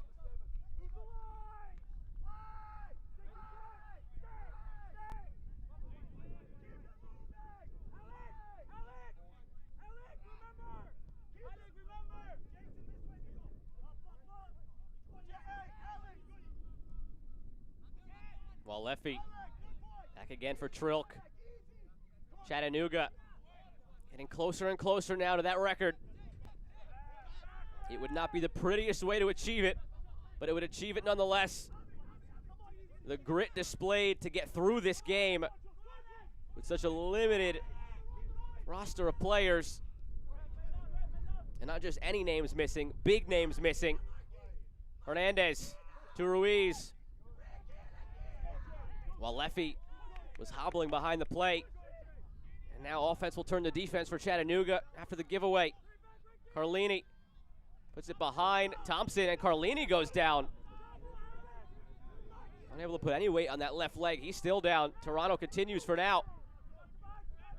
No official word on stoppage time yet. We're past the 90. There it is, 4 minutes.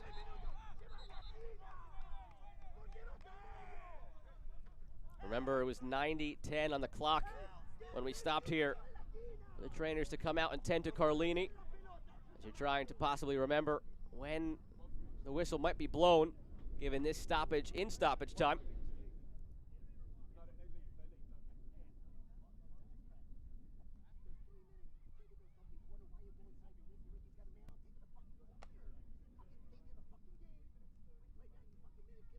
Players huddled around as Carlini is getting stretched out by Singh.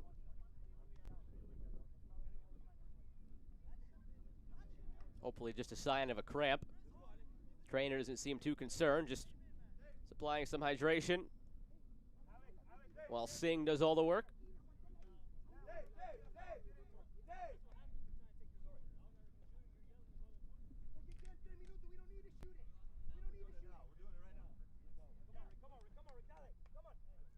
Jimmy Obleda would have to be immensely proud of this squad, even if it's 0-0. On the road in a different country. Limited bench, 13 players in all. One more change here for Toronto. Nicholas Ovalle will enter. And Carlini, still being tended to, will exit.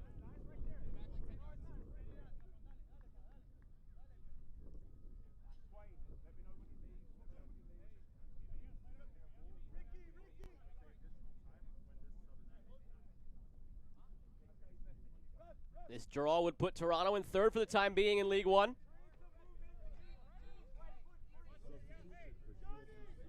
New England, Tormenta, North Texas, Richmond, Greenville, Madison.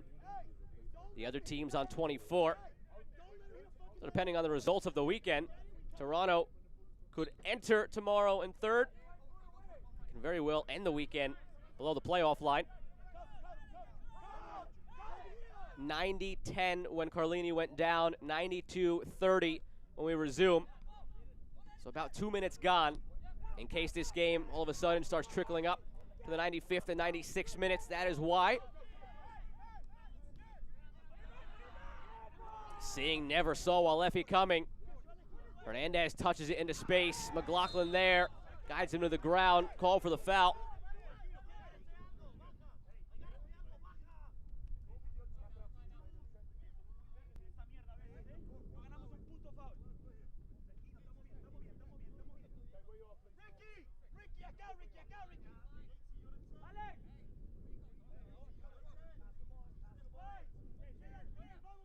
Jimmy Obleda did not care what it took. He said he would be leaving Toronto with a result one way or the other. All but guaranteed it, and he's not far off from delivering on that promise. The 13 Red Wolves looking for a 13th match unbeaten. Another chapter in their story of this season. So much they've had to overcome, whether injuries or in-game situations, going down in games. 5 times they have scored 87th minute or later during this unbeaten run. So frequently scoring in stoppage time, and they have a corner.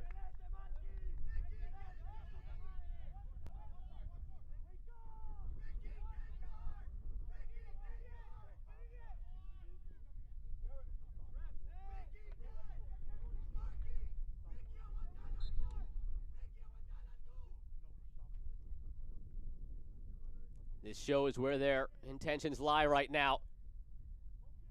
0-0, 94th minute. On a corner where they've had some success finding open spaces to Ramos the last couple of tries. They just keep it in the corner. Try to kill some more time off the clock.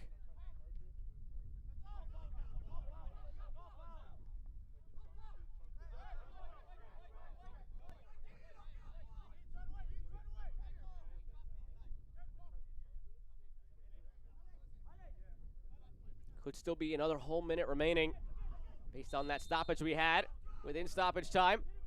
Foul goes against Chattanooga. Maybe one last chance for Toronto to create a rush up the field and spoil the ending for Chattanooga as they try to break the League One record with a 13th match unbeaten.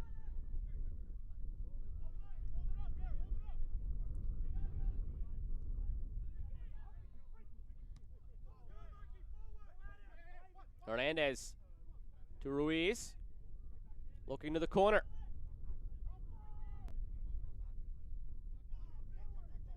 Nelson.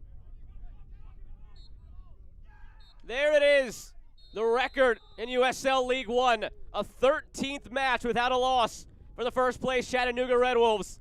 They come into BMO Training Ground, north of the border, with a very limited roster, and Jimmy Obleda's crew gets a draw against Mike Munoz's Young Reds. Tim Trilk only called upon to make 2 big stops.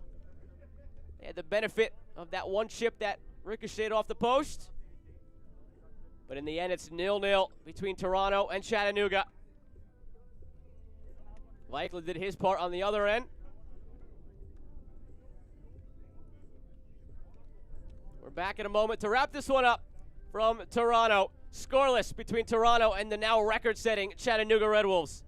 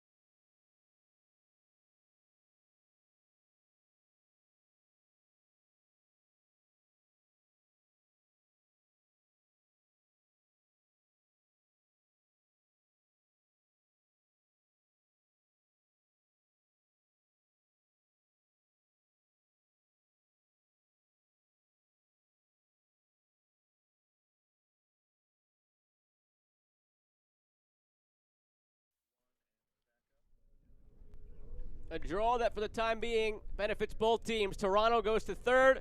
Chattanooga sets the record for 13 matches unbeaten in USL League One. Take a look at the highlights from this scoreless draw between the Red Wolves and Toronto. The better of the opportunities went the way of Toronto, starting with this corner kick in the first half.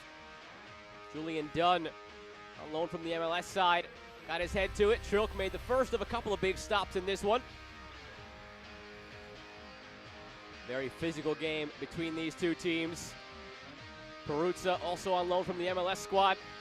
That was his lone chance in the game. Never really worked into it. Has to be tough chemistry-wise, playing your first game with a team at this juncture of the season. A couple of half chances the other way in the first half for Chattanooga. The better of their chances came in half number 2. Here was Dietrich flying in for a diving header that gave Vikla more trouble than he thought it would initially. This one was dangerous. Ball fell for Frischnick. Vikla cut off the angle perfectly. Nowhere for Frischnick to go with that, and misses the net entirely. Marky Hernandez laid it off to Ruiz, had space, put the laces through it. Diving stop by Vikla, coming off of a 7-save performance against Madison last week. This was the chance for Toronto. Perfectly weighted chip in by Carlini. They watched it, they waited, and in the end it's off the post. Nelson's shot after it as well was blocked. Toronto controlled the game with the possession as we expected they would.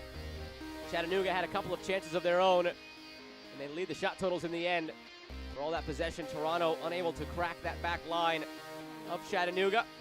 4-game Saturday. Richmond, North Carolina meet for the 4th time this season. Omaha, North Texas should be a good one. Tormenta, Fort Lauderdale, that's a big one for the middle of the standings. And then Tucson and Greenville to end the evening. And here is a look at the standings as they will begin tomorrow. A lot will change based on those games we just showed you. Now just 6 teams on 24 points after Toronto went clear of that with 25. So much to be decided down the stretch here between Toronto and the rest of those teams in the middle of the table. But one thing is for sure, Chattanooga's in a great spot. 33 points, first place, and today they set the all-time record with 13 matches unbeaten here in USL League One. Their streak continues with a 0-0 draw against Toronto FC. For the crew that makes this possible, I'm Joe Malfa saying good night from Toronto. Enjoy the weekend. Come back for 4 more games tomorrow on ESPN+.